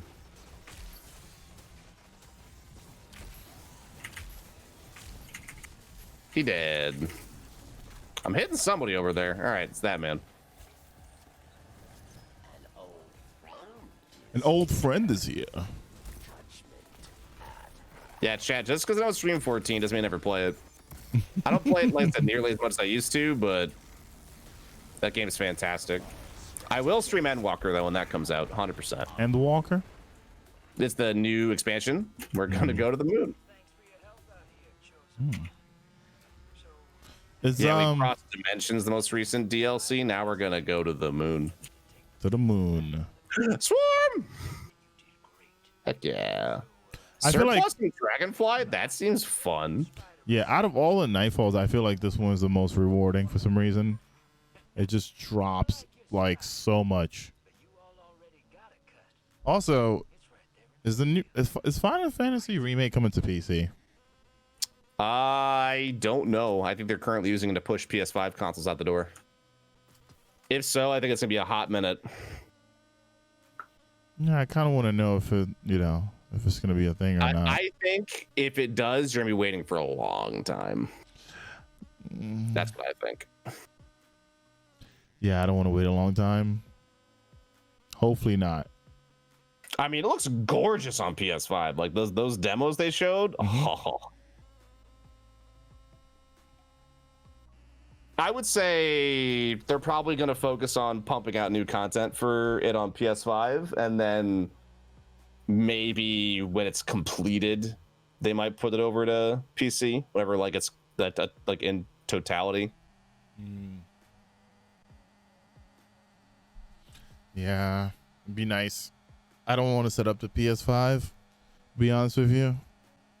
What? So you have one, but you don't want to. Yeah. I don't want to set it up. Okay, that's okay. Well, here's the thing. I also took out like the switches from changing from console to other stuff. I just, you know, like no, I'm not doing it. I'm comfortable the way I am now. It's okay. You're not gonna get approval from me if you think that's what's gonna happen. Yeah. We'll be fine. Okay. A lot of people would love to have that paperweight. That's all I'm saying. They'll be all right. You be okay. You be okay out there. All right. You'll be fine. I can't believe that this man who is like, yeah, I'll stream for like 12 hours casually, can't muster up to spend a minute plugging in a cable. No. Not doing all that. It's a lot of work, man. It's a lot of work. It's really not. It's really not. Cannot stress how little work it truly is. No, actually, they denied me, Schnell. They said that my PS5 is not eligible for repair because they can't replace it. So yeah, I did check. Mine's broken. Yours is broken. How'd you break yours? I didn't. Mine came out of the box broken. All I know is I don't talk about the things that make me sad on stream all the time. My technology luck sucks. Look, all I know is I legit don't want to like set up the whole like changing monitors with the switched inputs that I have and audio. I'm not doing it. I am not doing it. Trust me, it's going to take a while and I'm all right.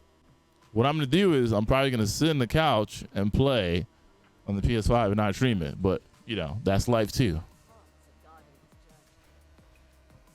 I don't understand. So Bushy says he could probably fix your PS5.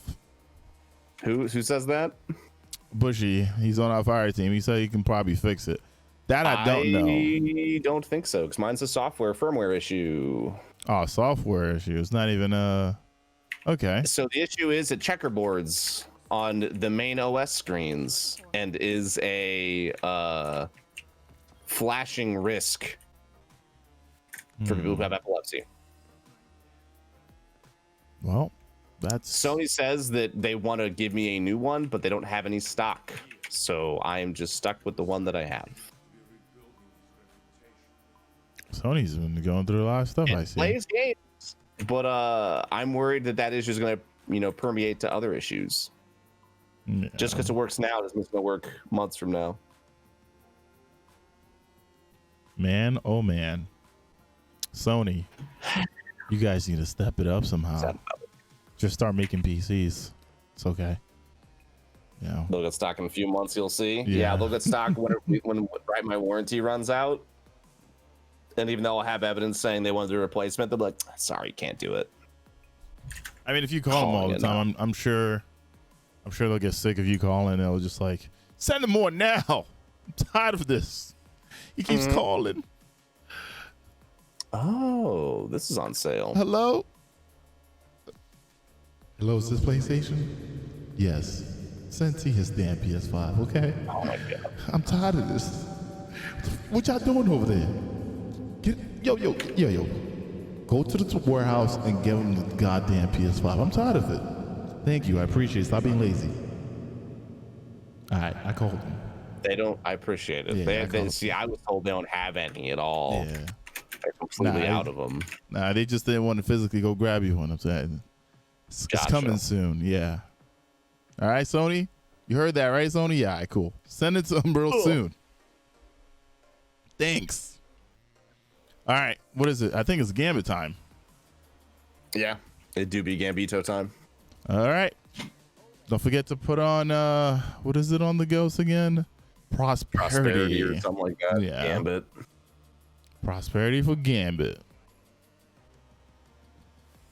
That reminds me, I actually got another good thing today. Another Death Adder. The game just loves giving me Death Adders lately. I don't know if I'm gonna like this one. We'll see. This is not bad. All right. I guess we can. If anyone in chat wants to join in to be out for, if you're more than welcome to. We're going into the world of the Gambit Grease. The Grease, huh? Yeah.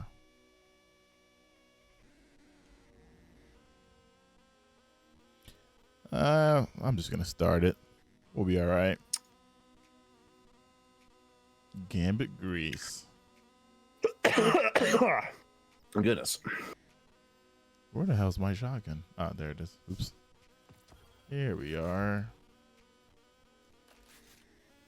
Gambit is one of the game modes I go into. I just want either team to finish it fast enough so I can get out. For the game to go by quick. Yep. Sometimes like you have to invade and just wait there as the other team is like, finishing off their primeval. Because you have that one blueberry. It's like, I want to win. Here I go. And then he dies. I played at the buzzer, sir. Oh man. Oh, you have the one blueberry that's not even doing anything, but they go over there anyway. Like, why are you over there? Why? Who told you to go over there? I'm gone for some reason today. I guess I was up early. I was up at 8. Earlier. Yeah. I usually I've been waking up at like 7 or 8 every day. I used to wake up at 10, like an hour before I streamed. I would shower and like have breakfast and get ready. But now I'm doing more stuff in the morning. Yeah, I don't know. My schedule's Your schedule is if you're awake, you're streaming. yeah. It's a lot better than it used to be. Tell you that. I did that for years, man. I can't knock you for it. Just make sure you're taking care of yourself. Yeah. Way back in D1, 12 hours a day every day. No days off. Not healthy. Days It's not off. good for you. What are those, man? What is a day off? I don't even know what that is. Something that everyone should have. You are more than the product of your work. Yeah. Even if it doesn't feel like it. 'Cause Days I feel off. I say that, but I feel very much like I am only important if I'm streaming, and if I'm not streaming, I'm an unimportant member of society, which isn't true, but you know, I'm working through that. God roll bottom dollar. I like the bottom dollar I have now. I think I have a quick draw unrelenting. That's been really fun. Ready to see what you're fighting today? I like quick draw. I don't know if I want unrelenting, but it works. That's that big. The Cabal have been busy. Yeah. I would not mind a better one. Remind them who owns this city. Let's see here. Bottom dollar. Will one drop in the next 3 matches? Load, hotshot. Get those moats to I'm gonna bet no. Yeah, probably not. But they're up in the drop rate. Yeah, they are. Yeah, they're changing the drop rate, so we'll see how that goes. I'm sure it's going to be dropping like hotcakes, and people are still before going to it's like- complain. 0.002%, dude.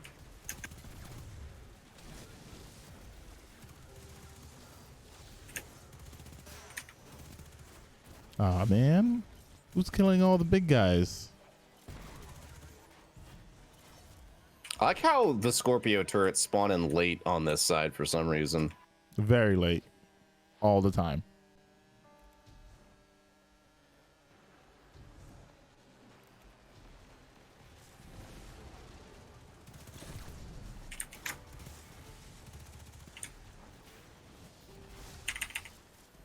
That went. You ever just shoot a grenade right through the legs of a Scorpio turret and you're just real embarrassed about it? Yep. Happens to me all the time. Also, that turret was not taking damage for the longest time. incoming wave at the drill. Oh We no. love that. I'm a 15 gamer. Oh no.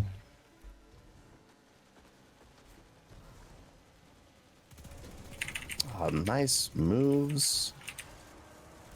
Bacon. I'm not bacon. I lied. I'm dead. Where is he? Oh, He's Zeno. at stairs. It's bad timing. At least we can drain. Oh, I lied. No draining for us. Am I invading? I'll do it. Ah. I will fail miserably. Yeah. Like I said, doesn't matter much. Also, comment, Joe. Joe, you're not winning your Gambit matches. Stop it. All right? Stop it. You fell asleep during your Gambit match. Hey, you took someone with you. Good job. I just got bagged for using primaries to kill people. What? Lamau, what?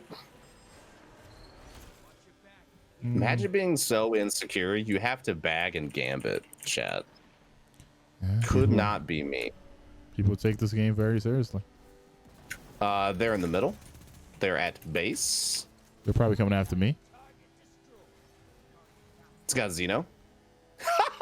Dude, this whole team's bagging, dude. Is it Zeno 4? No, it's just these two. Lamau. Imagine, dude.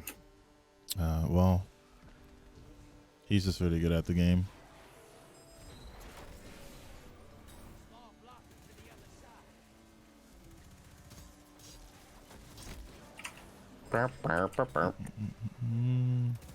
Just keep coming. Yeah. Oh my god, literally. Where is this man? Looks like he's at drill. Maybe. I don't even know. Oh, he's up here, isn't he? Invader's down. Nice. Okay, the flinch from these sirs is just... It's a lot. Yeah, the flinch from these sirs are insane. Portal's ready. Go say hello. Your allies invading the other side.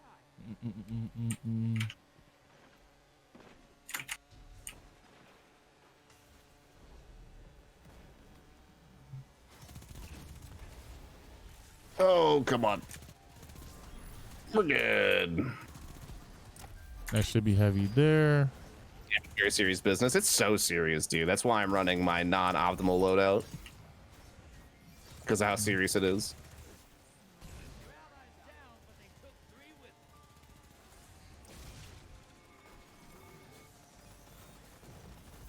them. Yeah, these guys are harder than the Thiefstone Crypt Raid. Yeah. Yeah. You just never... Why are they taking so long to kill their Primeval? The world will never know. Is it, maybe it's the butthole? It's the meatball? Maybe? I don't know. Yeah, it might be.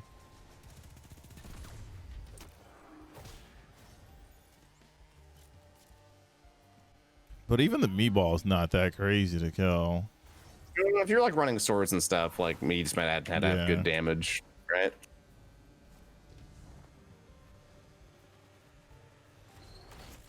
Oh, man. Small blocker outbound.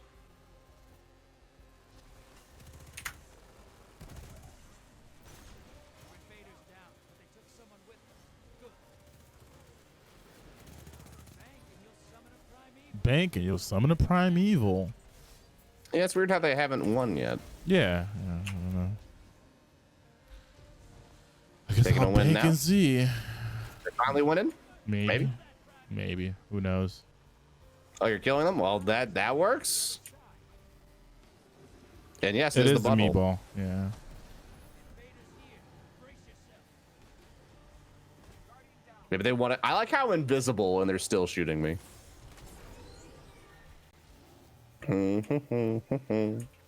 It's a Xenophase gamer. Win this. Get moving. He's coming It's to a the back. real gamer. Yep, he's coming to the back of our spawn. Tethered for some reason? All right. Invaders off the field.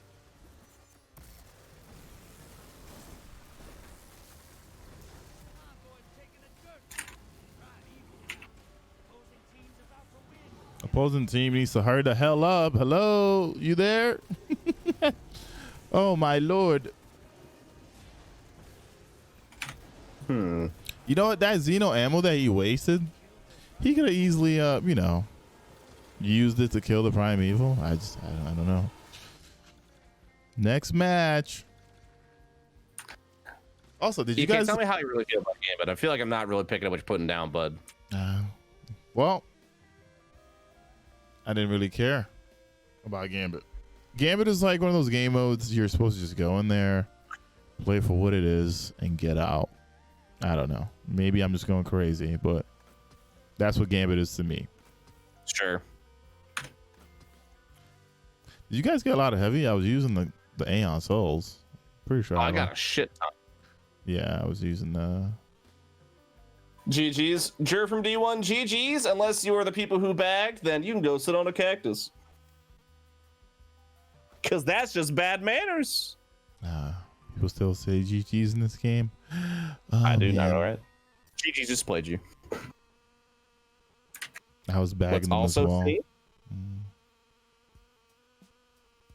But if you didn't, then GG's back. Going for Gilded Dredgen? No, I'm just getting my pinnacle. Getting my pinnacle. Oh, what did I get? I finished the thing. What did I finish? This? Nice. There's just too many ways to. What's the term here? Not be skillful and be good at Gambit. I don't know.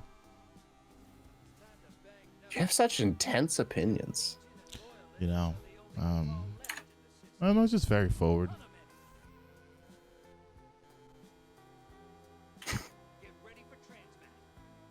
to play devil's advocate, isn't being too forward a lot of what we criticize for people being the game devs, right?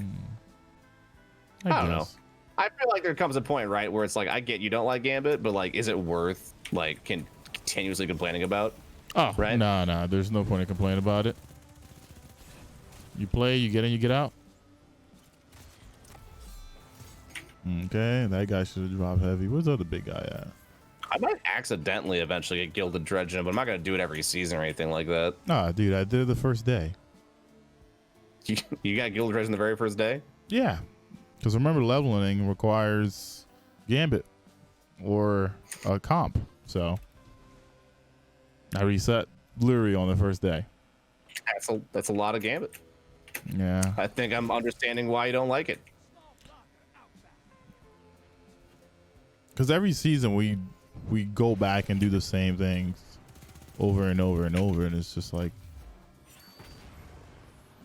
not a huge fan of it.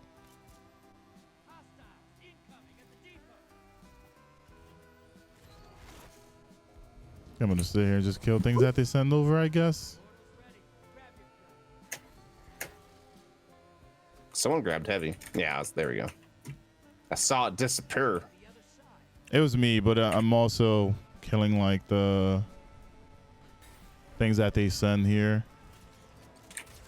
Blockers? Yeah.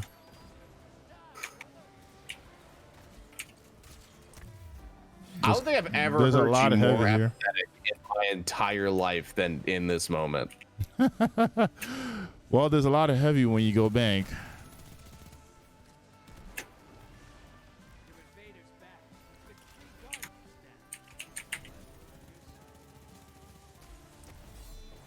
There goes more heavy.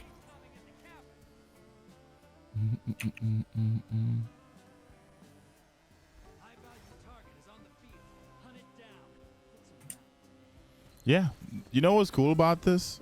Next season, don't even have to touch comp on Gambit anymore because we're only going up 10 light levels. You could basically tackle pinnacles if you want to, and you go from there. So, I am very satisfied.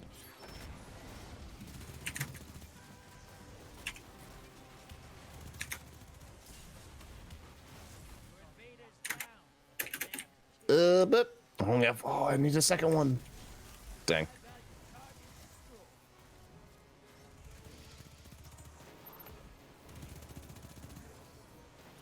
I'm like not picking up motes. I'm running over them. There we go.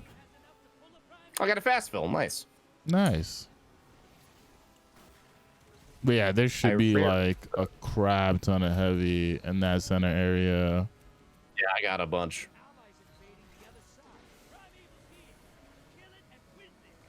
Primeval's here. Kill it and win this.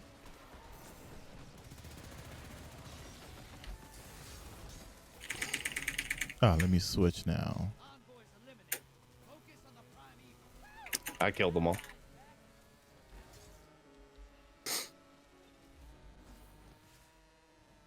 Boom, boom, boom, boom, boom.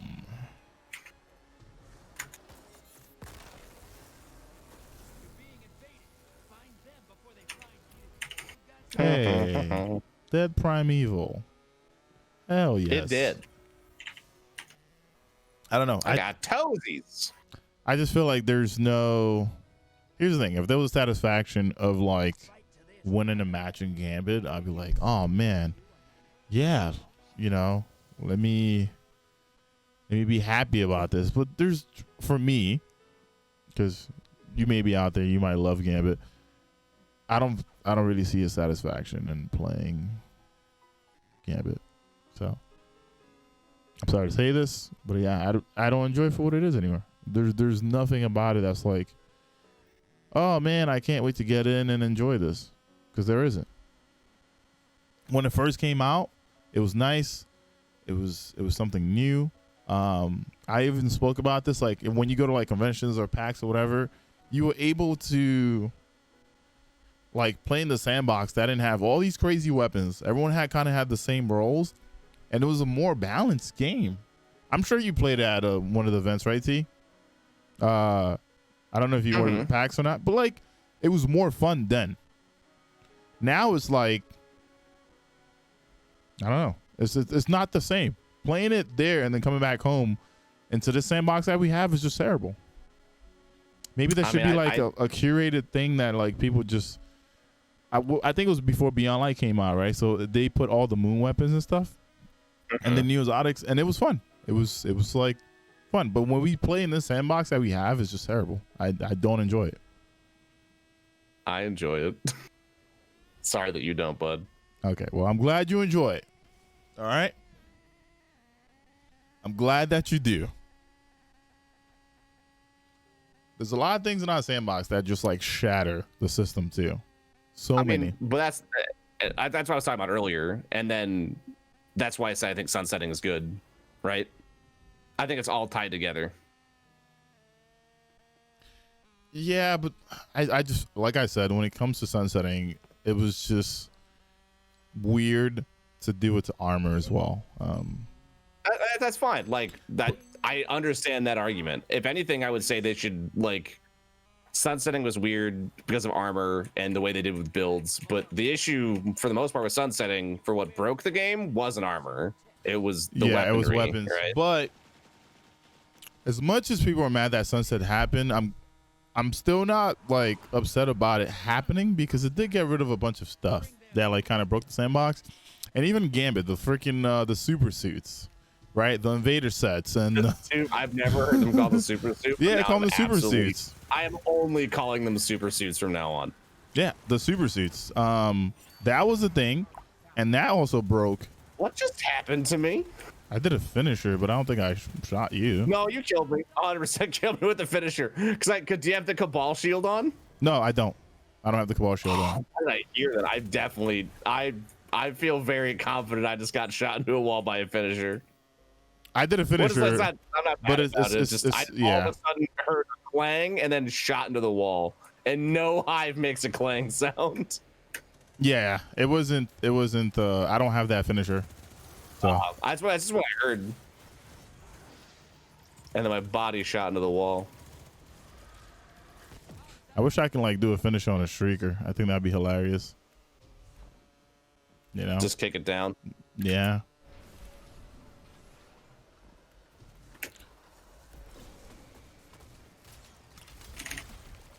Oh my God! Who in the hell? He is behind us. Maybe, maybe not. Banked. If you banked in peace, then this invader must be like where the enemies are. Might be.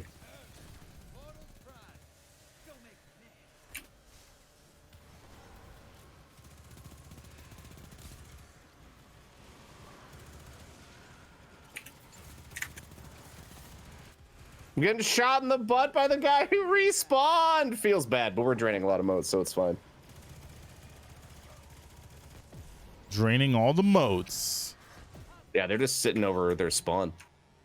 Or at where they're fighting enemies at. What do you think about like maybe having tiers of pinnacles? Meaning like, let's say you just wanted to do Nightfalls for your tier 2 pinnacles, and you're giving like 5 of them a week, and you're allowed to just go in and do that. Would you do it? So I think the game design problem you run into when you do it that way is that you create a system where people figure out what is the fastest way to complete your pinnacles and will only do that activity. I mean, people do that now, don't you think? But the thing is, though, is that they at least go different areas. So what I'm talking about is an issue they had in Mass Effect 3 multiplayer, where eventually the game became about not, doing the hardest content to get the most stuff. It was said about how can I get the most credits? And I believe the answer was difficulty silver, fire-based white against Geth. And people would just farm that nonsensically, and people would burn themselves out. So, like, I feel that if you make it to where it's like, you can get pinnacles anywhere. You have 5 pinnacles a week and wherever you want. You're going to have some dead playlists, and I don't think that's good for the game. That's what I mean. But, yeah, by certain tiers. But then devs also push the thing where like play what you want to play or play what's comfortable, right? So sure, but I mean, I think there's one of those things where you sacrifice personal time or it's for so to get what let's put it this way. Let's say you love strikes but all of a sudden Crucible's the main way to get pinnacles, and it all of a sudden takes you 10 minutes to matchmake into a strike because no one wants to do them because no one's getting the rewards out and it's faster to do Crucible. You want to play your way, but unfortunately now you can't because of the way the system's designed. So yes, occasionally you have to play Gambit, occasionally play Crucible, but the good news is that means ideally every playlist is healthy, meaning that no matter what you want to play, you will find people to play with. That's how I envision it, at least. I don't think segmenting the player base even more is a good thing at all. People are already in their little camps. But I feel like certain game modes are already healthy without. Bad idea. No, but I truly feel like certain modes are already healthy without needing people to go in there and play. I mean, I agree. Did you get a bomb dollar? I did not. I got total in trouble. 1306 toil in trouble. Ooh, that's quite the haul, thank you very much. Old Drifter's gonna put these moats to good. Oh man, but yeah, didn't get one, but I did get a fusion. So they also spoke about how that loophole is going to be growing over time for stuff like that. But yeah, no, I just meant like there's tier 1 pinnacles, there's tier 2 pinnacles. If there was a way for you to get it, like think about this, 100K is a pinnacle, right? That means that you would have to actually go in activity and do something, not just like where set it up to where people can AFK farm or find the most efficient way. It's just like, cool, I want to do my 100K twice instead of going and doing my my dungeon pinnacle, right? Not all of it. Like you can't just do that same thing 5 times, right? But you can do it twice, or you can do something twice. I feel like it will allow people to now be like, all right, I don't have to go do this. I can just do this instead.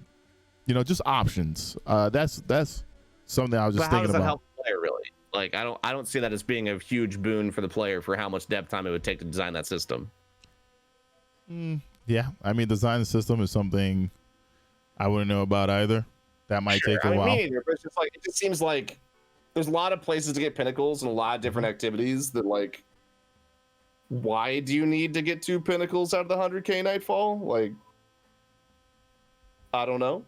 I mean, personally, for me, I'll just do 100K because that's pretty. I like doing Nightfalls, right?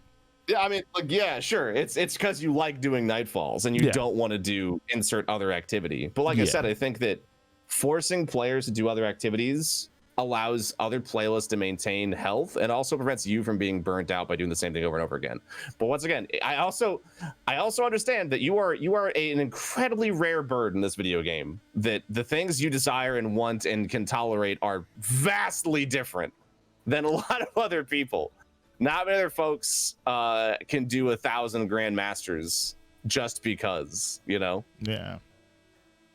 I don't know. I was just because there's different perspectives, and certain people just play the game. Everyone plays Destiny for a different reason, and sometimes that reason gets like put in the back or gets forgotten about, and then people then grow a hate for the game, or they don't want to play it as much anymore, right? So I just meant like maybe different tiers that like incentivize people to go after different things. Perfect example. It's nice that they put different weapons into different loopholes, right? And that is going to make players go into those,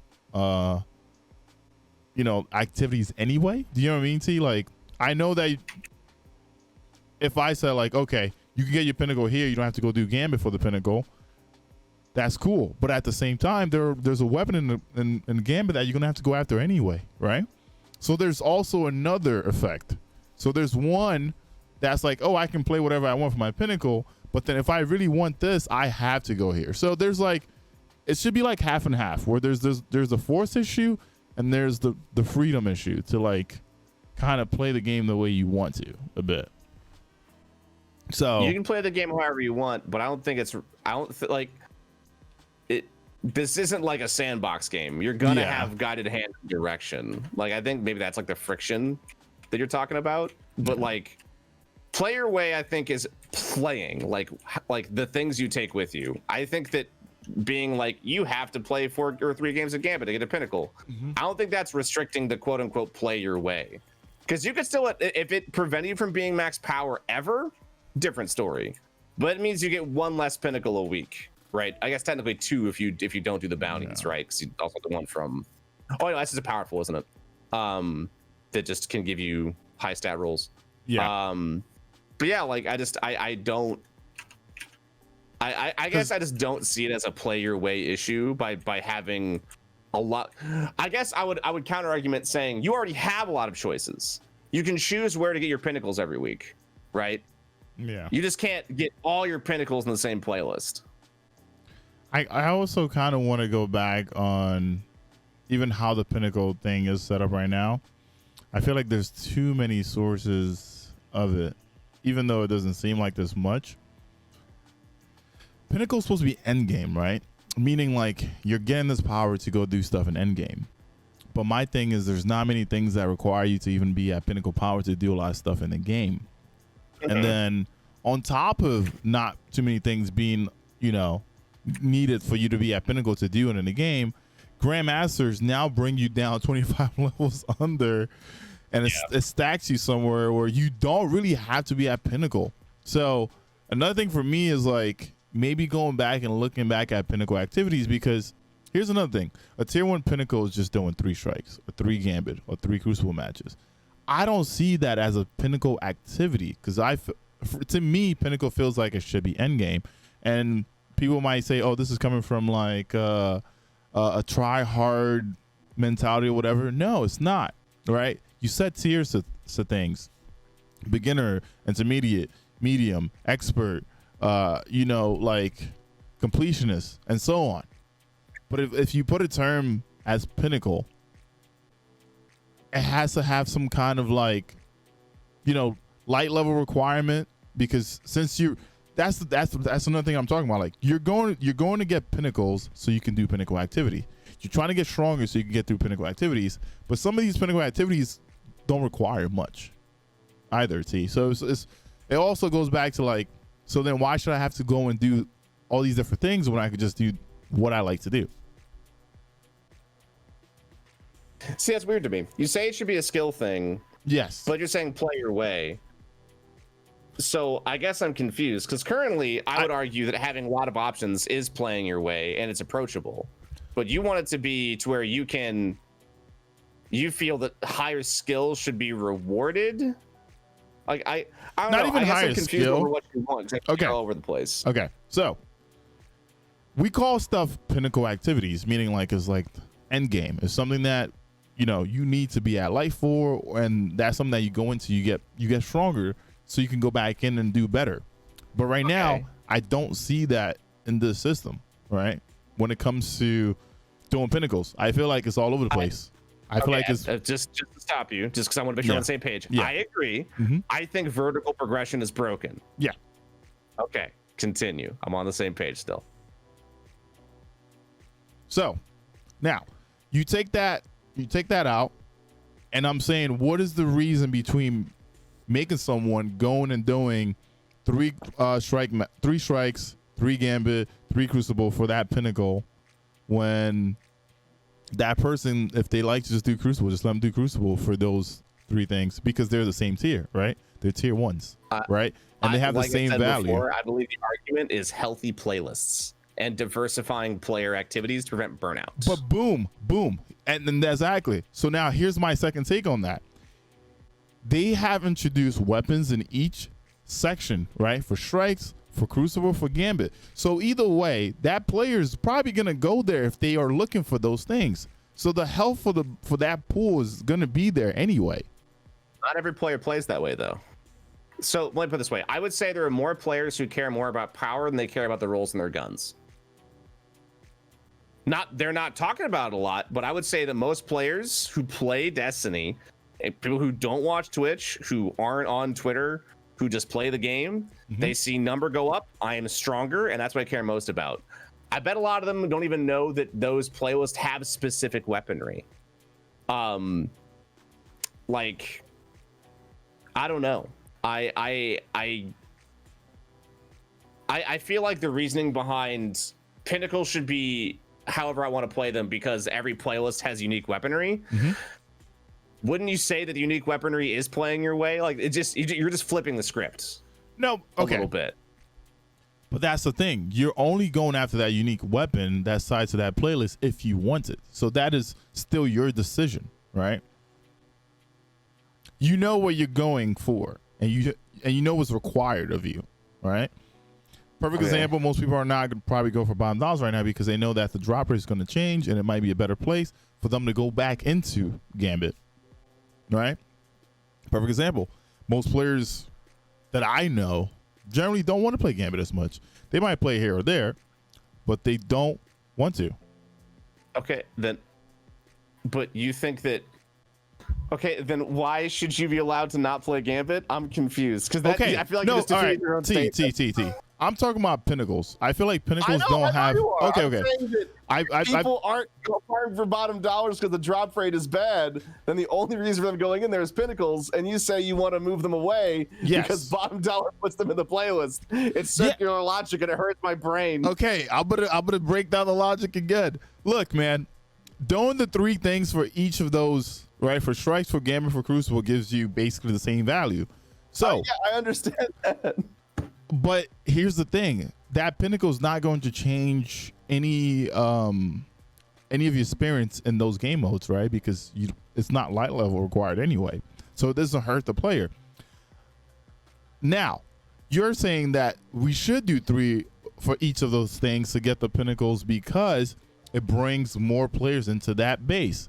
But what I'm saying is, one thing that's going to draw players into that base are the incentives there, which are the weapons. So here's the thing, you're gonna play way more than 3 matches to go for a bottom dollar anyway, so you're stuck in it. Me that people aren't playing Gambit for bottom dollar because the drop rate's bad. You just told me that. Yeah, but the drop rate is gonna be going up, so you're gonna see more people in there. But what I'm saying is, with the system, go from 1% to 2%. That's still 50 games on okay, average. exactly. So why should I have to worry about doing 3 matches there if I'm gonna end up doing 50 or more at some point? Not everyone's you, PK.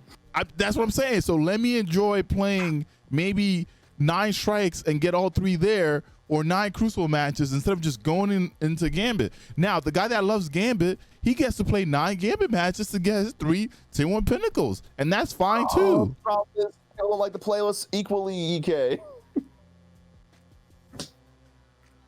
Look, all I know is when I understand holistically what you're saying. Yeah. I think it is unnecessary and overly complicated, and it's fine the way it is. When it comes to Pinnacles, there's not like Pinnacle activities need to be like actual Pinnacle activities, meaning you're getting something from there, and the next time you go in there, you're stronger, which is raids. That I agree with is that Pinnacle power and power progression is inherently not a very fun experience. Yes, I agree with that, but I don't think that doing what you're saying is going to change my opinion of that at all.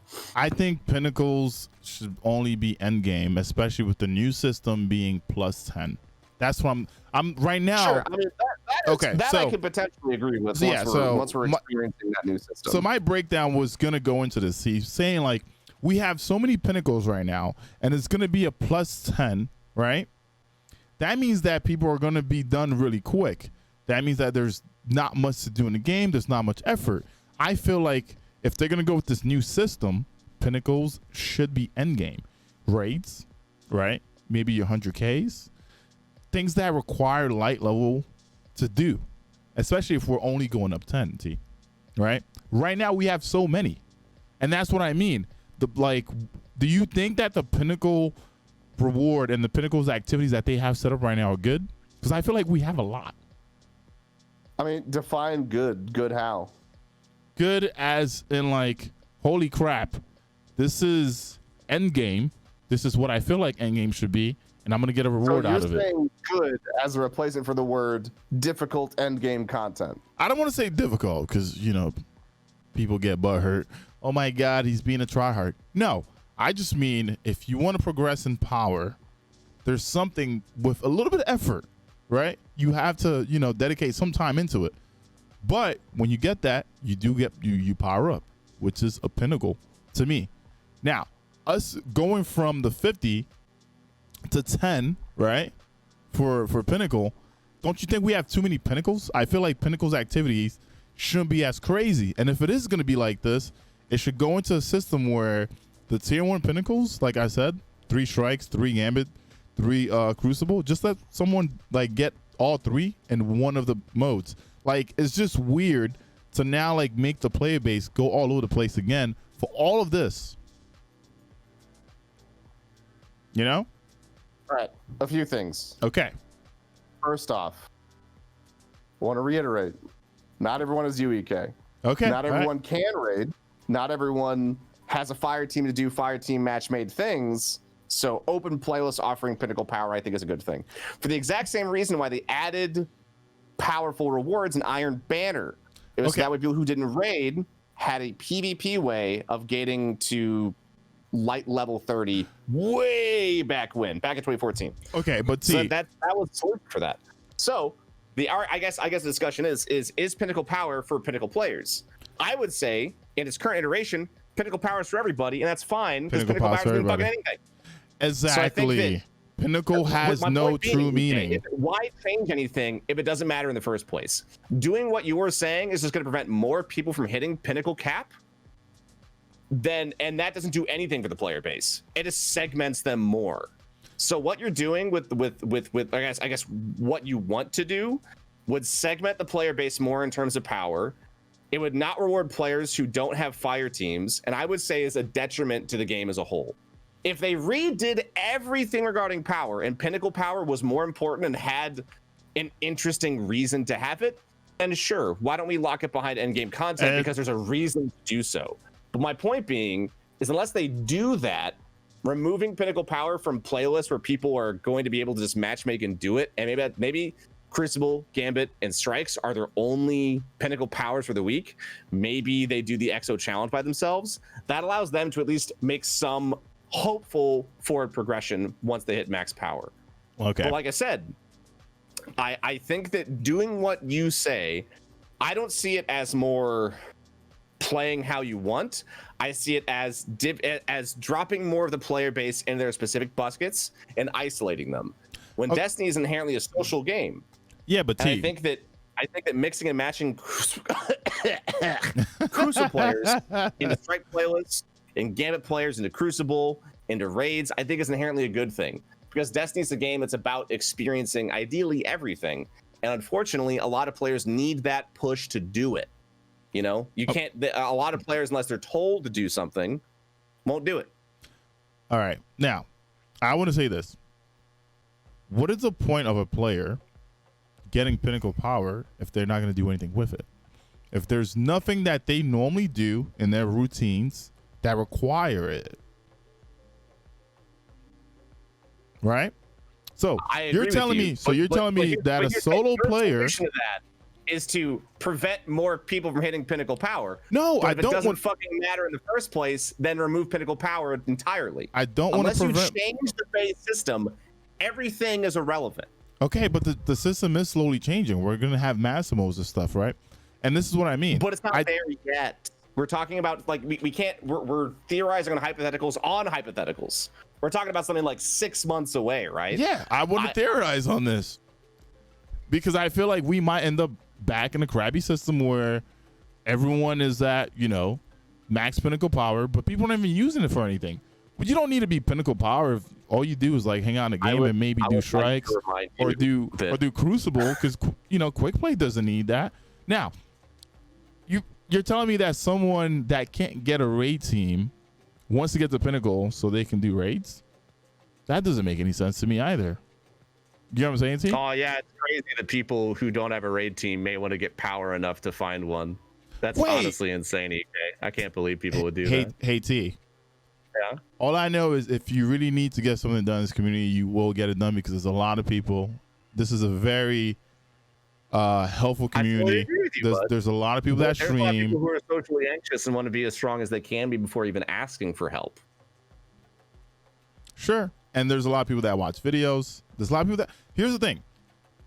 If I just you don't see. I don't see the problem that you're seeing about being like. if you as a player, to me, all this here's to me. I know you don't intend. You're not intending to sound elitist, but I'm letting you know that is the tone. Like that you are genuinely coming from a good place and you want Pinnacle Power to mean something. But because currently it doesn't, and we don't know about the future aside from like master hunts and stuff like that, to me, it does very much sound like I don't want people not putting forth effort or as much effort as me to have the same accolades as me. no, look, here's the thing. If someone, you may not mean it. That's how it sounds. If someone wants something, right, and it's tied to a certain aspect, whether it's you, myself, or anyone else, and they want it, right? If they put in effort, they're probably going to get it, especially in this game. There's not too many things that are like, you can't have this, right? Even if it comes to trials, you can get into a raffle, you can win, and you can go flawless. It might take a bit, but you will get that done. But the meaning of power right now doesn't have anything to it. Same thing with exotics. Don't even get me started with exotics. Exotics are given to us like candy. If you're missing a piece of gear, you go in the lost sector and you get it. Like another thing that like baffles me is you get all this pinnacle power, and yet one of the highest tiers of endgame, which is Grandmasters, still brings you down level. Do you know what I mean? So now we're being put into this little like Rolly as a guinea pig. We're getting power, but there's no reason to have the power. And like we're being told these are pinnacle activities, but there's no reason to do the pinnacle activities. And sure, the casual gamer, and I always like to say this, it is not the casual gamer. The casual gamer doesn't give a damn fuck about the game. They get on, they play, they do this, they get off. They might join a friend, do something stupid, and get off. They don't even care about like their builds, nothing. We're talking about an intermediate to maybe a bit experienced gamer that wants these things that others have. Because people all say casual, and I don't think casual means like you really want everything. I know casual gamers. My friend Stan was a casual gamer in Destiny. He'll join in sometimes like, yo, what's this dungeon? Let's do it. Cool. But he doesn't care if he doesn't get the dungeon done. He doesn't care about new exotics. Oh, hey, man, I just got me a Knucklehead Raider. I'm like, wait, what? You just got that? You know, that's a casual gamer. All right? I'm talking about the in-betweens. The people that, like, watch Twitch, the people that watch videos, the people that are in our communities and our chats that learn about the game. They know these resources. They know where to go. They know the new export that when it's out. They know what to put together because they ask these questions. That person care. A casual gamer does not care, but the person that wants the stuff like others does care because they want to use it. But my thing is, what's the point of being that light if there's nothing in the game that requires it? But if it becomes pinnacle activity and it is actual pinnacle activity where you get the light level needed to do it and you get it, how does that make me elitist? I'm just saying, like, if it's actual pinnacle activity, you would do everything in your power because you care enough to get it done. You may say you're a solo player, but now as a solo player, if you really want that, you are going to get in the fire team. You're going to find ways around it. Okay, so first off, I do think we are disagreeing on fundamentals. I want to go back to the first thing you fucking said, though. Yeah, let's go back you to that said one. that for trials, you can just win a raffle. EK, really, dude? Dude, you know what? Is that really what you think? Like about people who want to go follow the trials but can't? Is that they should just win a raffle? Like, come on. No, you know what it is too, right? Okay, if you want to win in trials and you want to become a better player, I know people that actually like sit here. I have friends like Ascendant Nomad that sit there and they break down Crucible maps for people, right? You get to learn. You play more. It's not just about being lucky, but what I'm saying is if someone wants to really go and they end up in a raffle, or here's another thing too, a lot of people when they go for this stuff, they don't go to the bottom of the directory where there's really good players that are probably not as visible as others, right? Because there's a lot of good players in our community and they might be holding 5 to 10 viewers, but that guy's really good. He can get you there, right? But people always want to go to the big guys, so their chances are less. But there's a lot of people out there that do help, help you focus on what you need to do to become a better player. And that's what I meant too, T. Like, if someone really wants something, right, because they care, they're going to invest some kind of energy into it. I'm gonna cut you off because you're talking a lot. Okay, do you think? First off, okay, so how about I'm gonna rephrase my statement about how I feel about your opinions about the game. Okay. It's not that, and the reason why I think they come off as elitist is, to me, they come off as not empathetic. And I think that's the disconnect with me and how I feel about a lot of stuff. Because I agree, as a gamer, a lot of what you say, I agree with. But the thing is, though, is I have to think about, because I'm a creator, right? Ideally, I think about what is the game outside of me just playing it. What is someone who's 40 hours a week and playing who doesn't like Crucible, right? Or so-and-so. And we have conversations about that. Mm-hmm. So I think the overall problem with you saying that Pinnacle Power should only ever, or you should, or what's the point of Pinnacle Power? Just remove it from the normal playlists and just put it behind powerful activities. While I agree with you, we need a new system for that to be relevant. So, but the problem is we're dealing in a vacuum where we don't know the future. So to me, that just sounds like I want Pinnacle Power to be only for Pinnacle players. And I don't agree with that, because right now it's just kind of one of the only vertical progressions in the game. Plus, if let's say you remove Pinnacle Power outside of Crucible, Strikes, and Gambit, what happens when you come in late? And those were significant boosts to your power, right? Because that was like a +9 or like a +7 if you are below Pinnacle cap. Those are huge jumps. Allows you to catch up quickly. So stuff like that. But I feel like, think in general, it's not wrong to desire Pinnacle activities giving you something worthwhile. But I think that Destiny caters to all kinds. Yeah, it should, as it should. One of the things that's really important to focus on. And it is never fun to be the group that is feeling neglected. For example, it probably really sucks to love Crucible and then not really have any updates on it for months on end. Oh, that has got to suck. You know, me as a raider, I get 1 raid a year. I'm getting 2 raids this year, and that's awesome. But like, I remember the first time hearing that, raid, like, hey, you get 1 raid a year from now on because we can't produce more of them. Yeah. Internally, that fucking sucks. But I get it. I know, Buns. I love you too. Yeah. Yeah, it's kind of hard to discuss with you because you kind of went over a lot of stuff, and I'm not even sure. Because my thing is, you can. So right. I guess here, let me do this just to get a reset. Okay. What is it that you want to say about Pinnacle Power? Okay. Because I guess it's kind of all over the place. I think Pinnacle Power doesn't mean much in our progression in this game currently, and since it's being changed to +10, and they're making it to where powerfuls can go all the way up to like right to that +10. There's so many powerfuls in the game, and I don't think people really need the extra pinnacles, especially if you're gonna call it pinnacle activity, and we're only going up 10 and people having 3 characters. That basically, to me, I feel like next season, right, when it opens up and I have to go +10, all I have to do is go tackle my pinnacles now. I don't have to do any of the crazy grind that's needed, right? So why is there so many of it? And on top of it, I personally don't feel like the very thing that you asked for. It is because they want people to be able to play whatever playlist they want, and if they only play that playlist, they will still receive small upgrades over time. But also, to that end, if I get to whatever that +10 is, how come it just feels like there's no point? How come it feels like I'm going back into almost the same cycle, right?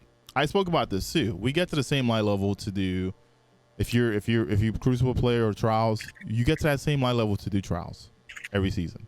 You get to the same light level to do GMs, right? Mm-hmm. Nothing has truly changed besides you going back and doing this activity. And I just don't understand the whole reason of me grinding Pinnacle to go back and do the same thing, especially when there's so many things that are tied to Pinnacles that don't take much effort. And I understand that they have to, this is the ecosystem and everyone has to be happy. But I'm also looking at, like, if you are not, I don't like to use the term casual because casuals do not care. Okay, if you're an intermediate player and you want to get stuff done or you want to be at the max level as everyone else, sure.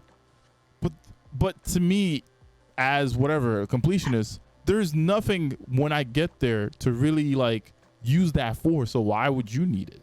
You know what I mean, T? Sure, but by that same argument, why remove it in the first place doesn't matter.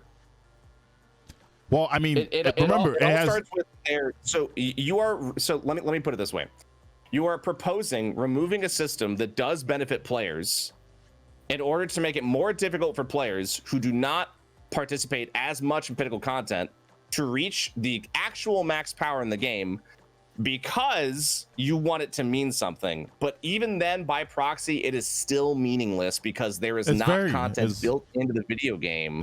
It's very meaningless. You can use your Pinnacle power. So once again, I think your argument makes more sense once we have those things. And I get you want to theorize about the future of Destiny, about like what map stuff is, but you're kind of talking in platitudes of what we currently have, and I think that is the part that is a disconnect. And I'm also looking forward too. You're talking about like season 15 when we have like VOG and Master VOG. Yeah, I'm looking like to the future type. And I would even go as far as say EK, because I'm gonna talk a little bit more. Yeah, go ahead. I think you're not gonna like me saying this. I think you're a little burnt out on Destiny. I'm definitely burnt out on Destiny, dog. I'm saying, but I will say you need to make sure that I think it's important to know and realize if you are burnt out on the game, is it the game's fault and does the game need to change, or do you need a break? Well, here's the thing. All right, that spin cycle, when it comes down to it, right? I do get burnt out in this game, and I do play other games before like Grandmasters come out. I actually love doing Grandmasters. Yeah, I love doing Grandmasters with people, and that's cool. But then like, here's my issue too. Like, what's gonna happen when Grandmasters like aren't the same feeling anymore? Because I feel like things do change for this game. Things truly do change for this game. But end game for a lot of players. I really do feel like the analogy that you're trying to chase that dragon is really apt here, man. Like, bro, I hate to break it to you, but it seems like I'm just looking at the game. I'm just looking at the future, man, because it's I mean, no, I do get burned out in this game sometimes, you know, but there's a lot of different content in this game that actually draws me back in. You guys gotta understand too, like as a content creator, there are certain things that like you don't want to play or don't want to do. Like, perfect example, I didn't play like Gambit for. Have you guys ever noticed? I don't play Gambit. As soon as I reach Pinnacle Power, I don't play Gambit at all, ever, right? Because I know every season when it begins, the first day I'm gonna be in Gambit all day long, right? I would say 4 seasons ago, I did comp with like Drew and Cam, and I studied the maps. I got better at Crucible, and then I went back in and I didn't enjoy it because like, even at the top, there's like cheaters. You go into lobbies and it's not fun, And here's the thing too, though. I can get on Destiny and like, there's multiple ways to have fun in Destiny. Don't get me wrong. There are plenty of ways to make content and enjoy it. And I know that there's people that like really get mad and they get frustrated. And I know a lot of players that got burnt out because they don't have the things that they're looking for anymore.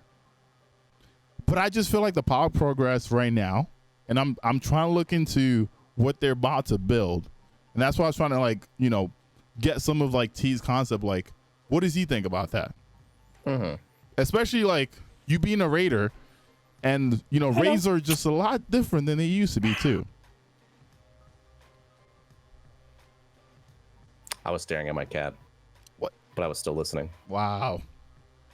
And that do you want to know my opinion about raids, or do you want my opinion about like the power progression stuff?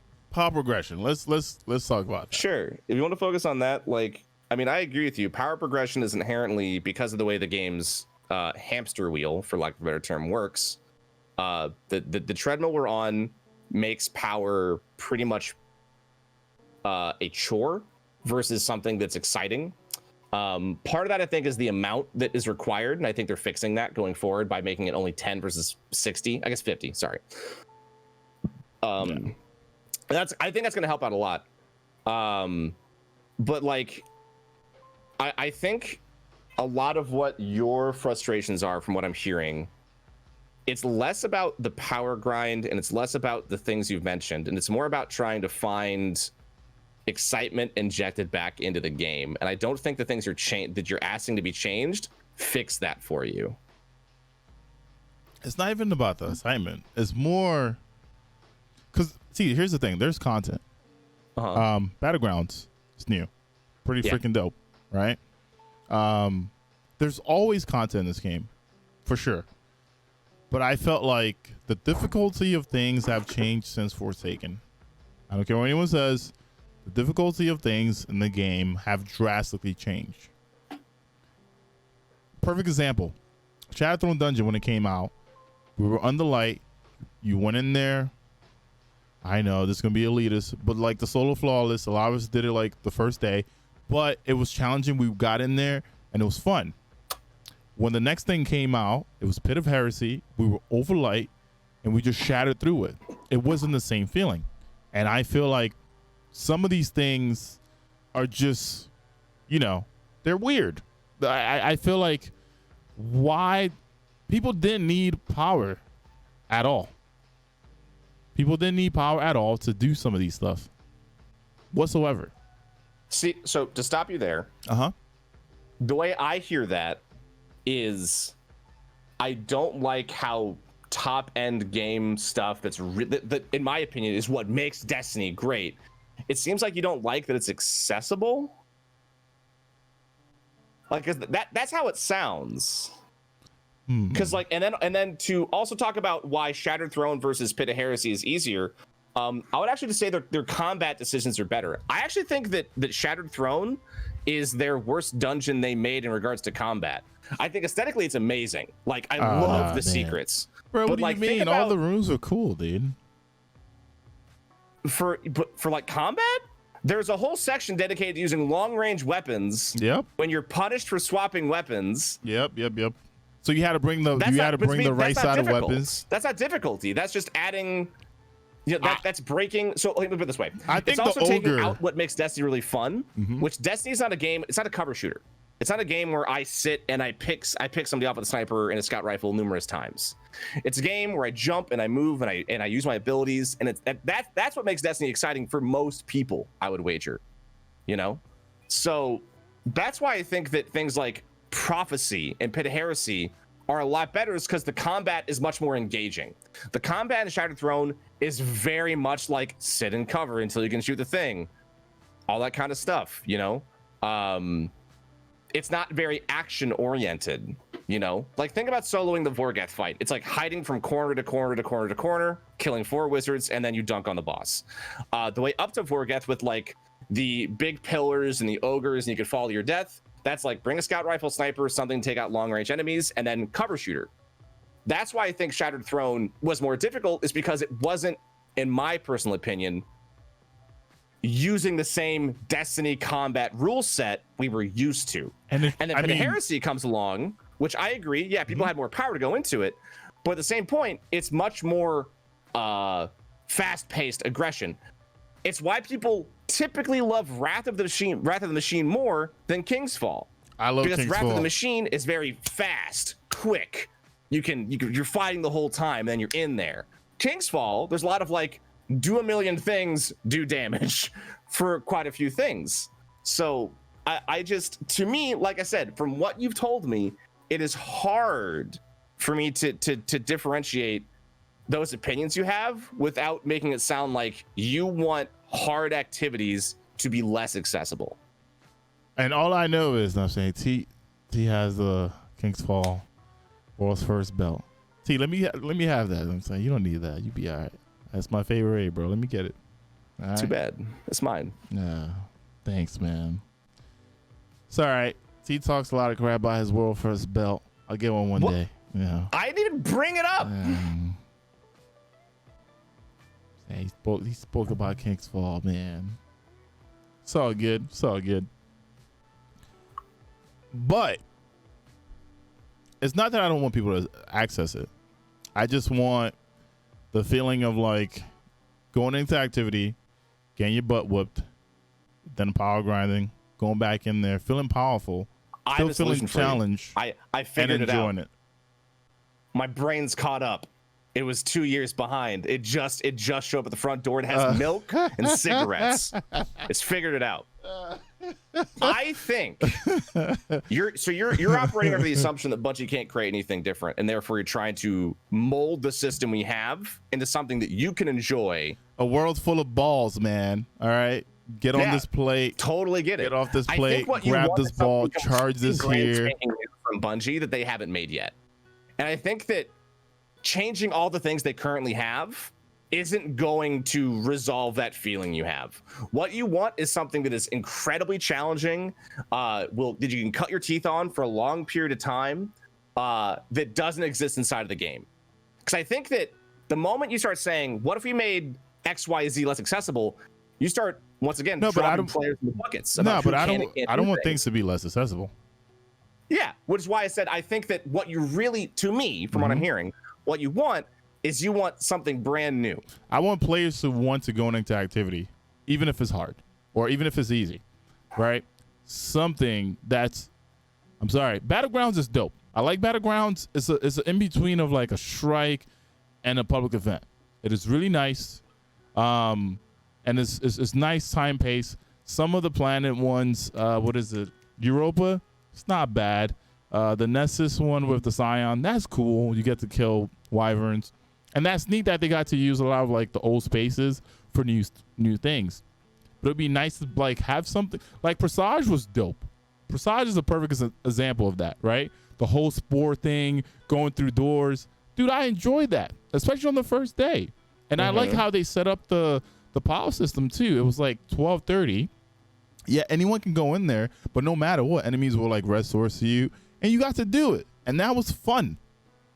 Right? So like it's not like I don't want people to go and do activities, right? Like this week coming up, apparently we're gonna have more secrets to find out about the sky rifle. Like I like stuff like this, and I love lore in this game. There's plenty of things that can draw you into this game, and lore is one of them, like story-wise. It was crazy because last season the Hunter Gauntlets, the seasonal ones, had lore about the ship that we went on for Presage, you know? And then I saw the preview for the trailer for the season, and I saw, you know, an explodey Scorn Boy, and I was like, wow, these two go together already. You find out about like Galen 4. Like all this stuff is neat. I just want more stuff that people are gonna want to jump into, and also I want it to matter. You know what I mean? Like, and I think the master versions of things coming later is going to maybe bring that into effect. And sure, people also talk about like, yeah, champions and modes make stuff harder. After a while, it doesn't. After a while, you kind of know champions, you know their patterns, you know what they're gonna do. And that has nothing to do with being elitist, man. It's just like I want people to enjoy the game, and at the same time, with levels. I'm trying to make this clear to you because I know you, and I've known you for now a decently long time. Yeah, I know you are not elitist. Yeah, but the things that you are talking about, that is the tone they give off. Because I think what you really want is brand new things. I don't think that you want to cut off people from enjoying parts of the game they already enjoy. I don't want nobody to be like, but like I said, I think that game. with your solutions that you quote unquote made up earlier, I think that's a consequence. So that's how it comes off.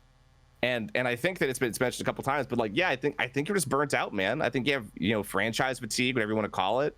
And I think that, no amount of changing what we already have inside of the game is going to give you that hit of that first Grand Master you completed ever again, right? That first raid you ever participated in. Actually, and I think that as you play more games and take more time away from the game, and ideally, hopefully in the future when they add master raids and if whatever they might do with that system, great. But I think that changing the game to cater and there's a fine line, because you need to have aspirational content, chat, for people to look forward to, even if they don't even play it. Like raids, to where even though like small percent play it, it's still important to have in the ecosystem of the game. But in the same vein, you need to make sure that everyone else who's not participating in that system has something to work towards and to enjoy. So I think that as someone who is, I think has a similar temperament to you for difficulty and stuff like that, you're probably a little more hardcore than I am. I would love things like master raids being regular and having more raids and more difficult content. But I also know that because it would suck for a lot of my friends and viewers, I don't want them to remove bulks of content that's accessible to more people just to make it harder for me, because that doesn't do anything for me aside from I get my jollies 1 or 2 times and then they lose out on hours and hours and hours of content. Yeah, you mean the vault? The vaults? Yeah. Oh, Lamau. You know, the content vault that gets to come back and go and do stuff. I feel like that's just a trash combine or them just throwing shit away. And maybe they'll use like a finger and like grab one of the dirty things out of the pile and be like, all right, we're gonna bring this back. You know? Who knows? Mm-hmm. All right, aside from that, so the new system, because I've been staying at Lost Shacks, the new system has been implemented, right? Yes. With like the reputation rewards and then like getting engrams. How do you feel about this? I'm not a huge fan of this because now I have 93 rewards to earn from this guy. I feel like it goes back to when I had tokens and I had to turn them in. Now I don't have the tokens on me. Now the tokens are actually here in engrams. Like, I mean, the system is relatively the same, except now you can see what you're getting and when you're getting it. Yeah. It's much more.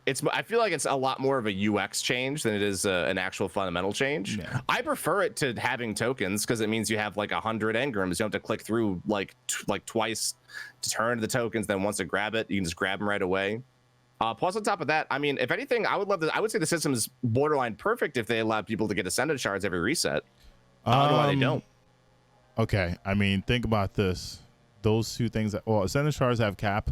One thing I'm not a huge fan of either is if I'm capped on prisms. This is actually hurting an endgame player more than someone else because I cannot reset here because I have to pick this stuff up, right? You have to delete. Yeah, so now you have to delete 2 of your prisms. Yeah, in order to gain more, which doesn't make any sense.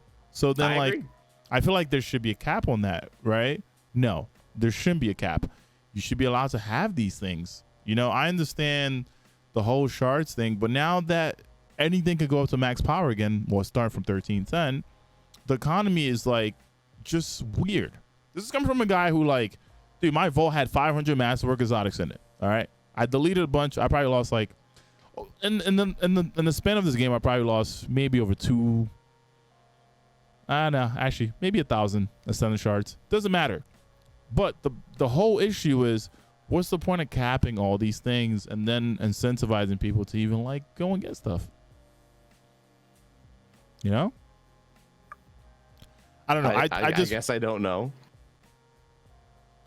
I feel like if you want what I assume to be the game dev reason is that you create scarcity. If you allow players to bank 100 or 200 ascendant shards, that means they can masswork everything without thinking. There is an argument. This is the same with Infusion. People didn't like that Infusion cost too much, but Bungie's argument was they liked Infusion costing some because they want players to think about what they infuse and not infuse thoughtlessly, because if you infuse thoughtlessly, what is even the point of having it cost anything so you even care in the first place? Yeah. Kind of the same thing with Ascendant Shards and why they cap it. So that way you can't ideally just go into a new season, get all the new gear, and then masterwork frivolously. But as a smart player, here's the thing, right? Bungie has now implemented systems for people to get prisms pretty nicely through Empire Hunts and through Nightfalls, which have matchmaking. So if I'm a smart player, even if I don't do other things that are going to give me Ascendant Shards, I still have ways to like get a bunch of it by just playing the game the way it is. So a lot of people don't, though. That's the thing. You mean like what is that? I think your 1280 grievance Nightfall? and my grievance about not being able to have more than 10 Ascendant Shards, I think, is we are in the minority. The vast minority of people who have Ascendant Shards. Yeah, but like a small research will tell you that you yourself can get it as well. That's what I'm saying to you. Like, someone can easily, dive into the game and like, what is it for Empire Hunts? Let me see. I don't even know what the light level requirement is. Let's see here. Empire Hunts. If I wanted to do a hero, which has matchmaking, which is going to give me prisms and cores, right? It's a 1270. 1270. Right now, 1300, 1310 is what we need. And most people are going to, like, you're probably 1260 if you're like just casually playing the game, chilling, you want to masterwork something. And that has matchmaking. That's pretty simple. And even the Nightfall's like that. So, but it also takes a shit ton of glimmer, and it takes a lot of prisms. It's still 10 prisms. It's still like 10 runs. Yeah, but it's not like so that's also low effort. So here's counter argument. Do you think that player has as much time as you and I to play? Who knows? But if that player, okay, let's say that. No, don't hit me with right, who knows. Let's say Bitch, you know. okay. Let's say that. On. Let's say that player plays Get 5 here hours. With who knows? Let's say that guy works 40, 50 hours a week, so he's playing like 5 hours on the weekend. You spend like 2 hours in Nightfalls. You'll be fine. All right, you'll be fine. But why? But that's not fun for them. Once again, a passive way to acquire a currency, doing the things they like, is to tout a man earlier who said this, playing how they want. My cousin doesn't have the time for an account. Yeah. Okay. So once again, if you don't have the time for something, why do you need to masterwork your gear if you're not going to be using it because you don't have the time to use it? That's like saying, hey, I want a car, but you're not driving anywhere. I feel like you're equating having masterwork gear to finding time to get a raid. Yo, but I'm just talking about the materials. I think they're fundamentally different systems. Why are materials capped? It doesn't make any sense. You're all over the place, bud. Okay. You are all over the place. See, no matter what, people are going to play the game. So why are materials capped? I don't know, bud. Okay, Ask Bungie. I gave you the reason. It's to ideally create scarcity, so that way players have to spend more time elsewhere inside of the game later on to get more stuff. Yeah, so you basically agree that, we kind of need some kind of like bigger cap, maybe like 25. It doesn't really affect me, so I don't particularly care. See, that's what I mean. So it doesn't affect you, so you don't care as much. I had 40 shards going into Beyond Light, and that was enough. I'm still coasting off those 40 shards. Oh man, but you can see where I'm coming from, and there's people that get pissed, like they're you went from talking about capping materials to players shouldn't be able to get ascendant shards from the vendors. No, I didn't say people can get it from vendors. No, I said you can get it from vendors if you go and you do these matchmaking activities. I'm saying that like it's accessible for a player. Vendor as in Banshee who can trade. Yeah, you can go to Banshee and buy it, and that's what I'm saying. Like it's not something that's like crazy hard to get because over time they changed it, and now when you get engrams, if you do not do pinnacle activities that reward ascendant shards, it takes a massive amount of time for an average player. That once again, who is not us. An average to player acquire an ascendant shard. How much time? Give me the time, and then I'll let you know if I can do it in that same time. I don't fucking know, man. I'm not that player. So an average player maybe play like 3 to 4 hours a week. That's a lie. 3 to 4 hours a day, maybe. Okay. You mean to tell me that there's matchmaking for activities that give you prism and cores, and if that person started on Monday, by Friday, they're not going to have enough to buy? Stop talking. Fundamental problem. You are saying the player who already doesn't have a lot of time, who already needs to get power elsewhere inside of the game, is going to go not get power out of a playlist to get to go get the prisms to then go get ascended shards. Okay, but what? Okay. And then I said, why? A lot of what you say doesn't make sense, EK. Why does the average gamer, right, need the damn shard to masterwork the shit if you don't got the time to use it? Because you're still playing the game, EK. Because average players can have nice things too. So motherfucker, play the game so you can buy the shards. No, all right, but I legit go to the bathroom. I just pee. go take a damn piss. All right, look, man, I just gave like a perfect example of like without like a low effort way of getting a shard. I just gave a perfect example. All right. I don't know.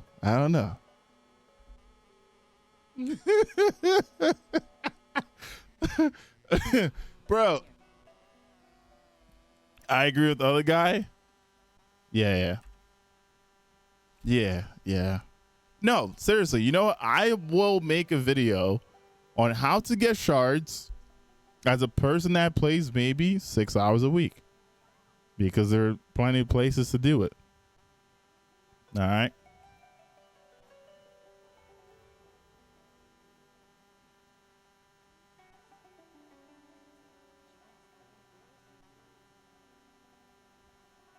I just think we get cores and prisms like a lot now too. There's also a ghost mod that allows you to get like, let me see here. Where is it? I have peed. Let me see. Go back. Hold on. Which one gives you? One of them gives you like upgrade modules and all that jazz. There's plenty of like stuff that we get in the game now. I don't know. Come back. Almost there. Sitting down. You get upgrade modules. You get enhancement cores. You get Put on my prisms glasses. with your ghosts. Headphones are on. Okay, I peed. bro. I also got caffeine. EK, you're killing me, bud. Bro, there's ghost mods that help people get prisms. And you know,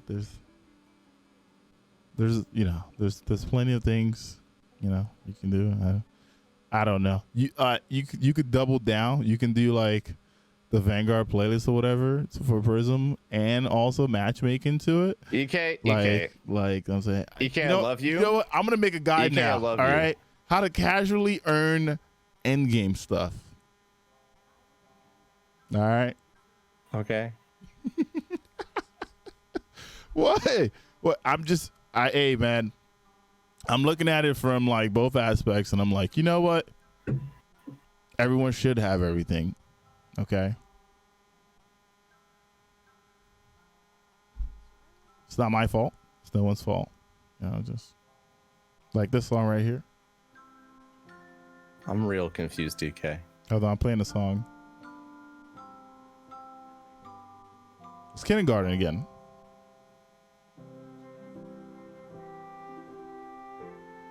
All right, cool. Remember, write in the comments what this song is, all right?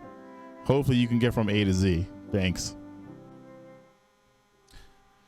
But yeah, I think that was probably it. You know?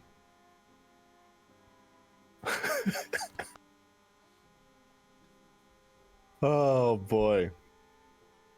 EK, I love you. Yep. Participation. Even if we fundamentally disagree on things about game design, I still love you because I think you are a good person. And I like watching you. Bro, okay.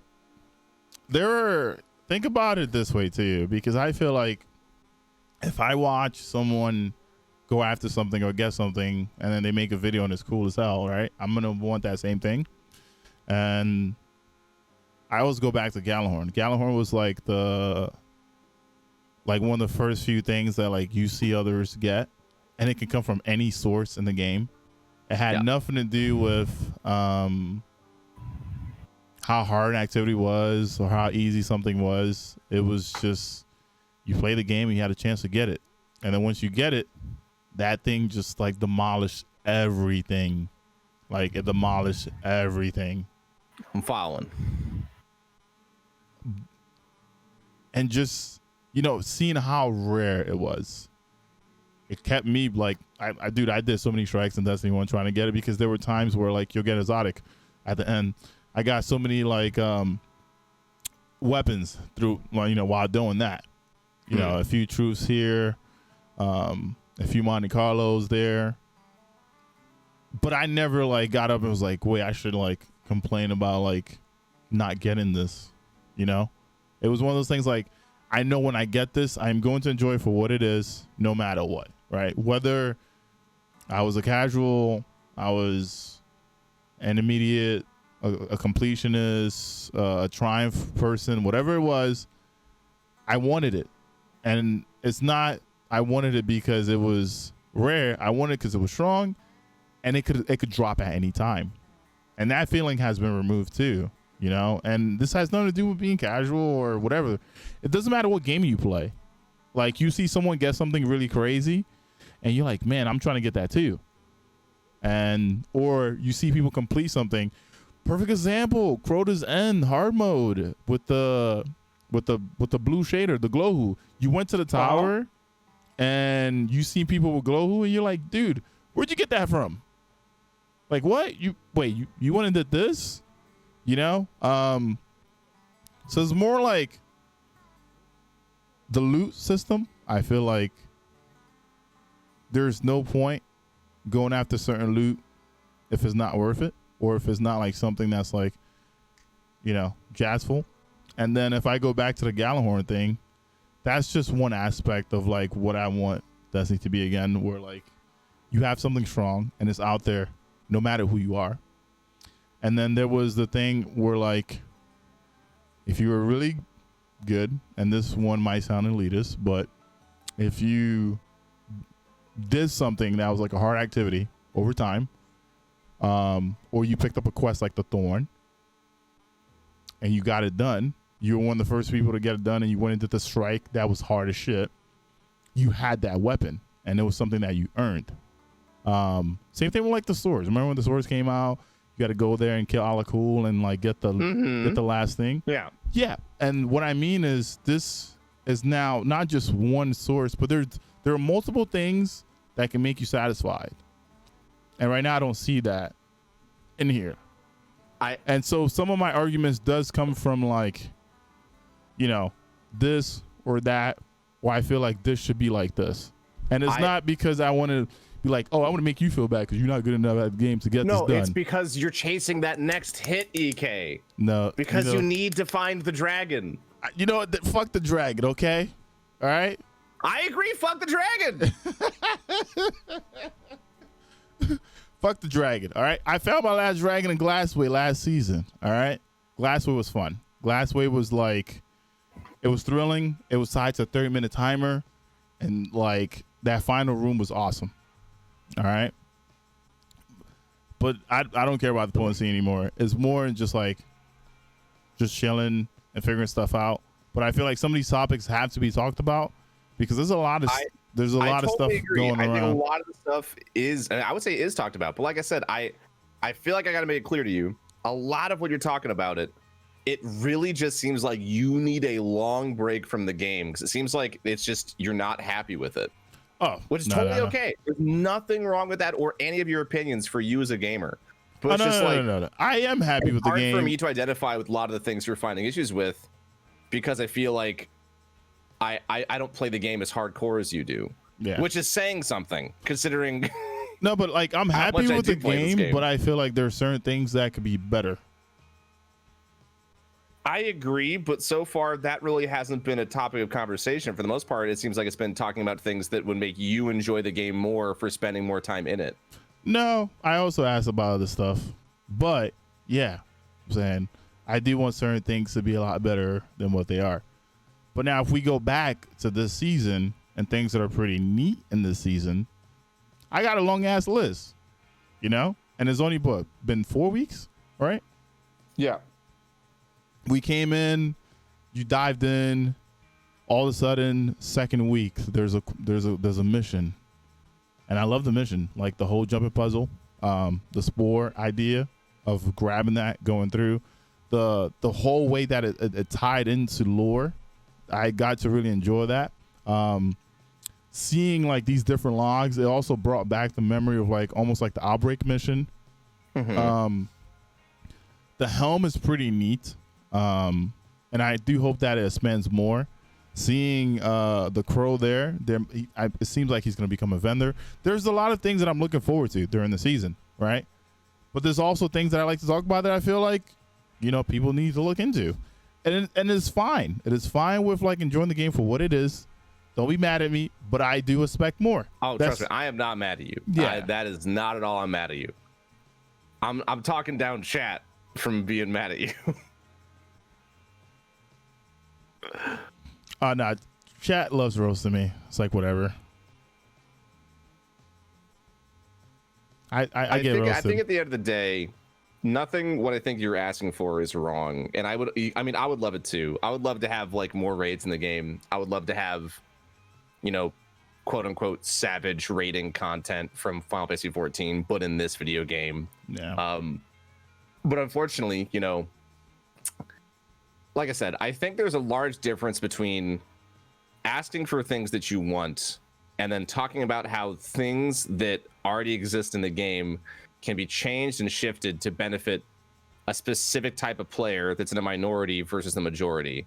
And that's why, like I said, I understand completely where you're coming from. But I think that's why when I say it does sound elitist, it's just how it sounds. Like, you know, and for better or for worse. Also, I gotta say, you brought that up because Embor in my chat was like, I brought up the elitist thing, which I didn't. But Embor, you know, in this YouTube video, please shut the fuck up, all right? You die a lot, okay? All right, if I was being elitist, I just want to put you on my damn fire team all the time. Appreciate it. Anywho. Does he call you elitist all the time? No. He started calling me that after this because he was like, I brought it up. I was like, no, I didn't. You did. All right? Stop it. Anywho, I just want the games to be better for everybody. I agree. I know you want that. Yeah. 100%. I'm like your PR guy. I'm trying to help you with public reception. Hey, the bro man with the host. Nice. Holy Jesus. You know that guy? I feel like you guys sound like each other. Who's a bro man? I know bro man. Yeah. Yep. That's crazy. Have you done your raid this week? I have not. Okay, we could tackle a raid. Have you seen the 12-man raid stuff? I've seen lots of pictures and videos, yeah. Oh my god, yeah. I uploaded a few. You know what's astounding to me? What? The game doesn't crash. Yeah. Like, that's a fucking miracle. But can we talk about that? But has that been done on like console yet? Does I don't anyone know have a yet. video? I've only seen PC folks who I follow on Twitter. Yeah. Talk about it. I think it's only PC. I feel like there's no way this will even like work on console, but maybe on the PS5, Xbox One X or something. I don't know. It might work actually. The PS3 is just on fire in the corner. PS3. Yikes! No! Make it stop! It's been done on other consoles. It works on consoles. Then. Non-current gen consoles. Yeah. Oh well. No. I don't think it's been done. Has it been done on PS4?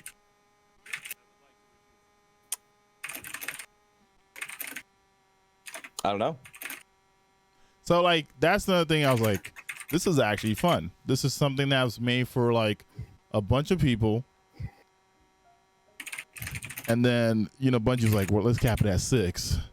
And then all of a sudden the community found ways to like somehow get 12 in there. But apparently you can bring PS4 players onto PS5 hosts. Oh, dope. Yeah. So all right, so who's to say that Bungie's like, you know what, they're having fun. Let's find a way to make 12-man encounters. Who's to say? What do you think? 12-man encounters? I think it will bring chaos. Because here's the thing. I actually wonder if this happening has opened up that door. I wonder if they might do more testing, being like, okay, yeah, our platform didn't explode when we had 12 people at the same time fighting a raid boss. So do I think they're going to do it right away? No, but I funnily enough, I think this bug legitimately might have opened the door to potentially in the future getting 12 people public events or 12 person content. Yeah, because it was 9 on Mars. It was whatever. 9 for EP, yeah. For public stuff. I just like I remember DMG tweeted out, he's like 12-man what? I was like, yes, let it happen. You know, like everyone's having fun with this. So I feel like as much as, you know, they might not be like, this was not intended. Double battlegrounds, throwing 12 guardians. Oh, What if man. what if like you had like two battlegrounds at the same time, 6-on-6 on both sides, and they're plowing through it, and they both fight the boss at the end together? Yeah. Be so cool. We did garden. The tether mechanic doesn't work for over 6 people. Yeah, it doesn't. Game's It like, doesn't. "Nope, I'm done. I'm not tethering to that next person. Yeah. Then go fuck yourself. Well, we did Garden too, and the final boss was so hectic because there's 12 people and everyone's all over the place. No one wants to build. No one wants to like go in and get the modes. People just want to jump around. It was chaotic. Last Wish, the second encounter for some reason, we kept getting Anteater to a point where like we had to have like 6 people stay back and only 6 went forward. Mm-hmm. Yeah. The Garden boss. Nah, we wiped it a few times. I was like, hey man, we can't 2-phase this. All right, there's 12 of us. All right, we're thunder crashing this douchebag, and we finally got to 1 phase. But you know, one of the guys he panicked. Thunder crash. It was a yikes. Name was Beta. It was yeah. The Thunder Crush. Yeah, he panicked and waited, and then had excuses after. But when the whole team was on point, we got it done. You know? Wait, we should do a 12-man with T? Okay. All right, we'll try it. Wait a minute. Before anyone gets in Discord, if you throw, that's 5 gifted subs. I say this to me, not because, the EK. Only to me. Yeah, you gotta give T 5 gifted subs. You throw. All right. I'm saying because last time, Embor, this is for you. Can I ask you a cursed question that was brought up in a Discord earlier? Embor owes like 40 gifted subs. All right, so that's crazy. Fitzy, you want to join, bud? I would love to play with you, Fitzy. All right. Discord. Who's it? Bushy. All right, Can you join EK's Discord, Fitzy? All right, let's end this podcast. This is the end It was of a the long one. It was podcast. 3 hours. Yeah. We talked for a while.